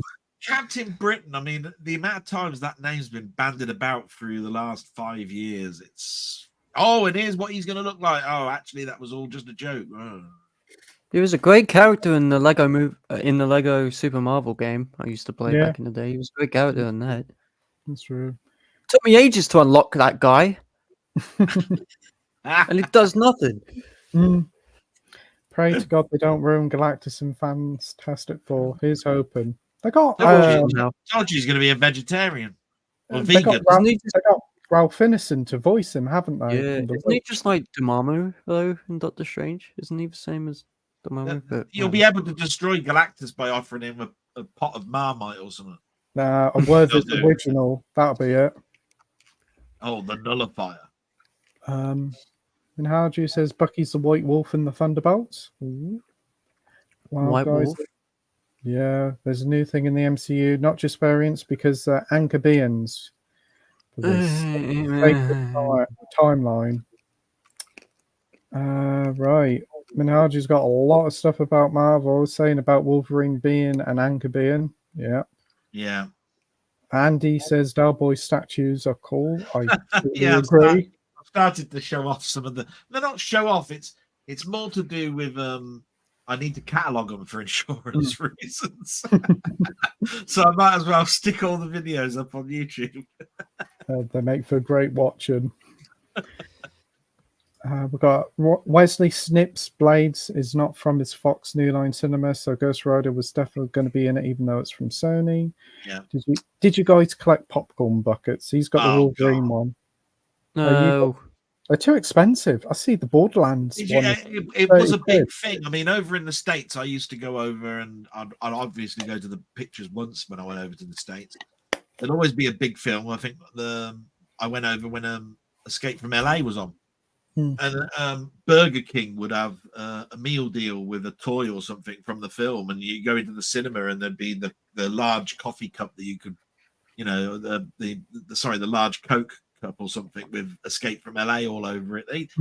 It was the merchandise just went up through the roof with Star Trek over there. Jesus Christ, that film was coming out and you had it everywhere: McDonald's, KFC, everything. Has anybody pre-ordered the Hitcher set? Yeah, I pre-ordered it. Yes. What about you, Dowboy? Yep. What about you, Josh? No. I don't haven't think you even could. I seen think it. the nice thing about it though was you couldn't really miss it, could it? Because it was all over social media. At 12 o'clock on this day, we're going to put it up. It was like there was no second guessing. No. Not like, Amazon usually do this at 9, but we don't know. Crap. It was a specific time and date. Yeah, so that everybody pre-ordered. Betty Ross is back in Brave New World, and I feel she's going to play Red She-Hulk. No, just no. No. Stop while you're ahead, Marvel. Stop. My brain hurts. Spot on. Forgot about the new Eggers films. Got a lot to man. live up to. Yeah. The trailer Willem looked Dafoe really surrounded by like 100 real rats. That's gonna be sick. good. And he says, Madam Web, hot woman, Don Johnson's daughter. Yeah. Haji says about Blade being a part of the Midnight Suns project. Midnight Suns, yeah. Moon Knight, Black Knight, Man Thing, Elsa Bloodstone, Werewolf by Night, Ghost Order, Punisher Wong, Doctor Strange. Team could be big in a big rooster, yeah. And Big Young Rooster. Avengers. And apparently Young Avengers are coming. That's what they reckon will happen at the end of the 2 Avengers films, that they will start off a Young Avengers. Oh, I think they're just trying to do too much and they need to go back to basics. They Remember do. when Marvel movies felt like an event? Yeah. Now it Well- just feels like homework. Well, Deadpool was an event and it was good to see cinemas big and busy. Yeah. What Uh, else are people going to see Despicable Me 4? I So, would. I think somebody said, "I'm glad that next year we're going back to the 3 Marvel films a year." I think that's running before you can walk again. It's nice. Yeah. Film was out this year. Take it steady. Go for 2. Don't go for 3 the following year either. I think if you saturate the market like you did last time, then bang, you're just back to square one again. Yeah, I can agree. Just do 2 quality ones. God's sake. Sorry says, is anyone sick to the back teeth of Marvel? Yep. Yeah. You see, well, I can't say that, can I? Because I've been a Marvel collector since 1972, haven't I? So I can't say I'm sick to the back teeth of Marvel. I grew up can on Marvel. say I'm sick of substandard product. Yes, that's it. Mediocrity. Yeah. It's like I grew up on Marvel. I used to see every movie since fucking Guardians of the Galaxy with my family every opening day, and it was a hell of a good time. But now it's just a fucking chore. Yeah. Well, I went to see Bill Bixby and Lou Ferrigno as the Hulk at the cinema. That's how far back I saw the Hulk. Can you hear my dad absolutely having a mad one shouting about the Olympics? He's going, "Go on, go on!" 1977, that was when I saw the Hulk at the cinema. Wow. Damn. And the final comment of the night is from Andy saying, "Me and my son play all the Marvel Lego games and DC, Lord of the Rings, Star Wars, Indiana Jones. Love those games. When I say complete, we collect every Easter egg, you name it." Oh God, I love the Lego games. The Lego games. You don't take those seriously, and you come away with a smile on your face. They are so wholesome. They are such the Lego a joy Star Wars to play. games are so nice to play. They are. Lego Star Wars 3 was fun. I used to destroy things which weren't meant to be broken. Like I've got loads of Lego behind me. Look, you're getting really into Lego as well, aren't you, Josh? Yeah, I've got all of the Lego cars that have been released. I just like that little concept where you point to the little Lego part and go. No, I've got the new G-Wagon that's just released. Like I've got all of the cars now. So nice. Lego is my thing. Is there any Lego sets you're looking forward to? Because I know they're doing a Mario and Yoshi one. Yeah, I want to get the Jaws one if I had room. I was going to say that's the only one I know of is this Jaws one. I wanted my number one to get is the Dune Ornithoptero. Oh, the Ornithopters from Dune. Yeah. But it's like that's right. There was a box set from Dune, wasn't there, with a Lego set of the worm, wasn't there? That was actually that was a fan. That was a fan-made one, I think. Oh, was it really? I thought it was actually a distributed thing. No, I wanted one, but they haven't done it. They did do the Ornithopter. A huge box like this, and the DVD was, or the Blu-ray at the end, and the rest was all the bricks. Custom thing. Dune is my shit. Dune's my thing. Oh, you're looking forward to the TV series they're doing? Yeah, I'm skeptical without Denis Villeneuve. Or as Snoop Dogg calls him, Dennis Villeneuve. Without him being... As long as they don't cock it up. That's the main thing. Yeah. I don't think they will. They've got too much invested in Dune to fuck it up because this is Denis Villeneuve's baby. He's been wanting to do this since he was since he began, really. He's been reading Dune always since he knew how to read. So this is his baby. He wouldn't fuck it up. Dune Messiah... That's going to be such a great film because can't wait for it goes in. Messiah goes into territories which are very strange. I've read a bit of it, and fuck, how they're going to pull that off, I don't know. But now that Arulan and Paul Atreides are going to be married each other, so that he can become the emperor, it's going to be very interesting. Ducotomy, especially with Chani and what she's going to be doing. I could talk about Dune all day. I'm not gonna, but I could talk about Dune all day. Oh, it's a great film, and I can't wait to see what happens with that. But Part 2 on 4K looks amazing, by the way. Yeah, I picked it up. Oh yeah, incredible! It does definitely. Picked it up day one. I had to go out and get it because definitely. So anyway, that is we've got one more final comment from Andy saying, "Yeah, Marvel on TV and film is too much with lesser characters no one cares about." Yeah, totally got it in one. But anyway, I will just as the last comment on that, I will say this: as much as everybody turns around and says they're sick of Marvel, and the same with DC and all of that sort of stuff, Marvel had so much to prove. They sold every single part of their product and split it amongst all of the film companies out there because they're going to go bankrupt. What's DC's excuse? They had no excuse. They were bought by Warner. They were there by Warner. That's where they are. Sadly, they were there by Warner because they kept fucking up every one of their movies. Like, so, of course, it's very difficult to then make a film that's in a universe which is so fragmented amongst all these different film studios. So when they made what they did a success, fair play to them. But you can't say the same for DC. All their characters, they had everything at their disposal, absolutely everything, and still cocked it up. Yeah, that's true. That's true. And like the Infinity War saga is still one of the greatest cinematic achievements ever. How they done that is incredible over all those films. Yep. Yeah. And Andy says Lynch's Dune is a lot more rewatchable after seeing. No, Lynch is doing this. It's a hot mess. Like Sting as Fade Rother is very strange. I was there at the cinema though for that one. Wow. I like the opening monologue by Rulin. I think that was cool. Oh, the block armored suits were great. Yeah, It's had some like interesting. Tron. There was some interesting stuff in that. Yeah, it just tried to. What it did is it combined like 1,000 pages of literature into like a 2-hour film. Yeah. Instead of I making. think you said it the best. I think you said it the best though. It's a hot mess. It's hot. It's a hot film. It really was of its time. It was a great film. A lot of people didn't understand it, going, "What the hell's this?" Because it's like what Denis doing with these Dune films. Is the first Dune film is from the beginning of the first book to halfway through the first book. And then Dune Part 2 is halfway through the first book and the end of the first book.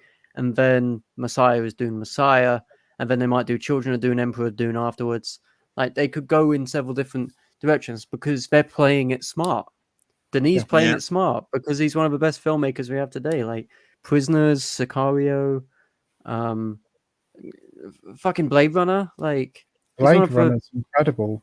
Yeah, he's one of the best filmmakers we have today. So we're very lucky that we've had someone like that create such an immersive world as big as Dune.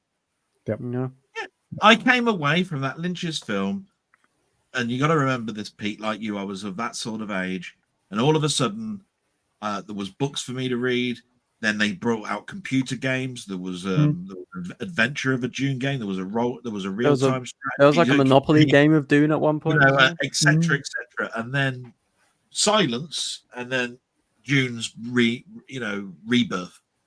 And so it's an exciting time for me because it's like I lived all of that early stuff. It's good to see a film like Dune find success at the cinema. It's good to see a film like that. It's something quite different to what we're used to with sci-fi films, like in the cinemas now. So when I went to see it in the cinema, seeing it in IMAX, it was great to see it was a packed-out screen and then incredible it's on the big screen it did. My profile picture on Twitter is fucking Paul Atreides. Like that's how much I love Dune. And then I've even put where it says location, I put Arrakis. I'm always on Arrakis in my head. So yeah. Lynch's Dune was experimental with Lynch twist of interpretation. What was I going to say? We got Sai here saying, "See you later, guys. Hope you have a great rest of the night." See you, and you too, and thank you so much, by the way, for your suggestion of Biggles. You've got my eternal gratitude there, sir. Thank you. Awesome. We've got Andy saying, "DC lost its way. I love singular DC characters. Justice League, I'm not that bothered about." Yeah, I can get that. Zack Snyder's Justice League's not too bad though. It's just I like, really enjoyed that. That was good. It puts a lot in there which could have been cut, or maybe just make two films. It's like Rebel Moon, director's cut. I'm like 2 hours in a 3 hour and something movie, and it's like nothing. You haven't added much here except for CGI blood, people saying the C word and a sexual assault, which wasn't nice to watch. Like, you haven't added much to your supposed Dune and Star Wars world here.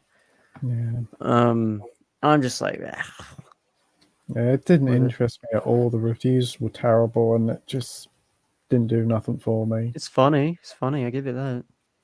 Won't watch 6 hours of it with the director's cuts or anything. No, I said to my dad about it, and he was like, "Oh, better you than me." He said, Hey, Luke. Hope you're doing well, mate. "Hey, Luke." Hey, Luke. The final comment of the night is from Michael saying he hasn't seen Dune as it doesn't interest him. Each Fair to their enough. own. Yeah. I always Fair look enough. at it like this: if it doesn't interest you, but later on you feel, I'm going to give something a wild try, consider it. Yeah. You might open your mind to something. There is a lot of lore to Dune, which can be confusing. So I Yeah. don't blame you for that one. I can understand why people get put off, but all I'm saying is, open your mind. Yeah. No, never say no. Always keep an open mind. You may come to it later on in a few years' time and really enjoy it. Because what I like about these films in particular is that they make it digestible for people. Mm. You know, they make it like Herbert's words were very complex. Even my brother struggles to read it, and he reads 3 books a week, and he struggles to read Dune. He finds it hard. So Denis doing a great job of trying to make them as digestible for average moviegoers as possible. So I respect the living shit out of that man, and I hope he lives forever.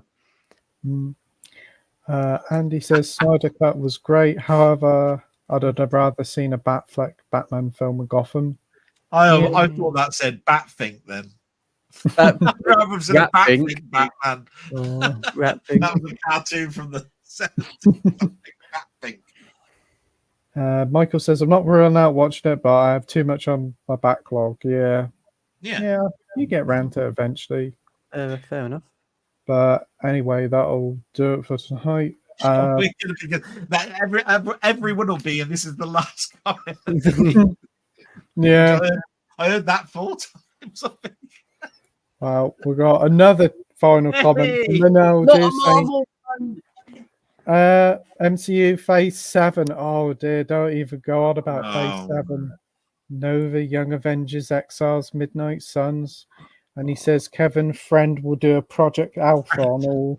Kevin Fieri. Yeah. Well, anyway, on that note, thanks ever so much, everybody, for commenting. Thanks ever so much for watching, guys. If you haven't subscribed already to Josh's channel, I'll leave his link in the description down below. Same for Dalboy. Go and subscribe to their channels. They're both got brilliant channels. So hopefully do another stream again sometime in the future. It'd be great to see you all there. Thanks ever so much, everybody, for watching. Have a great weekend, and I'll see you again soon. Peace, everybody. Salute. Bye.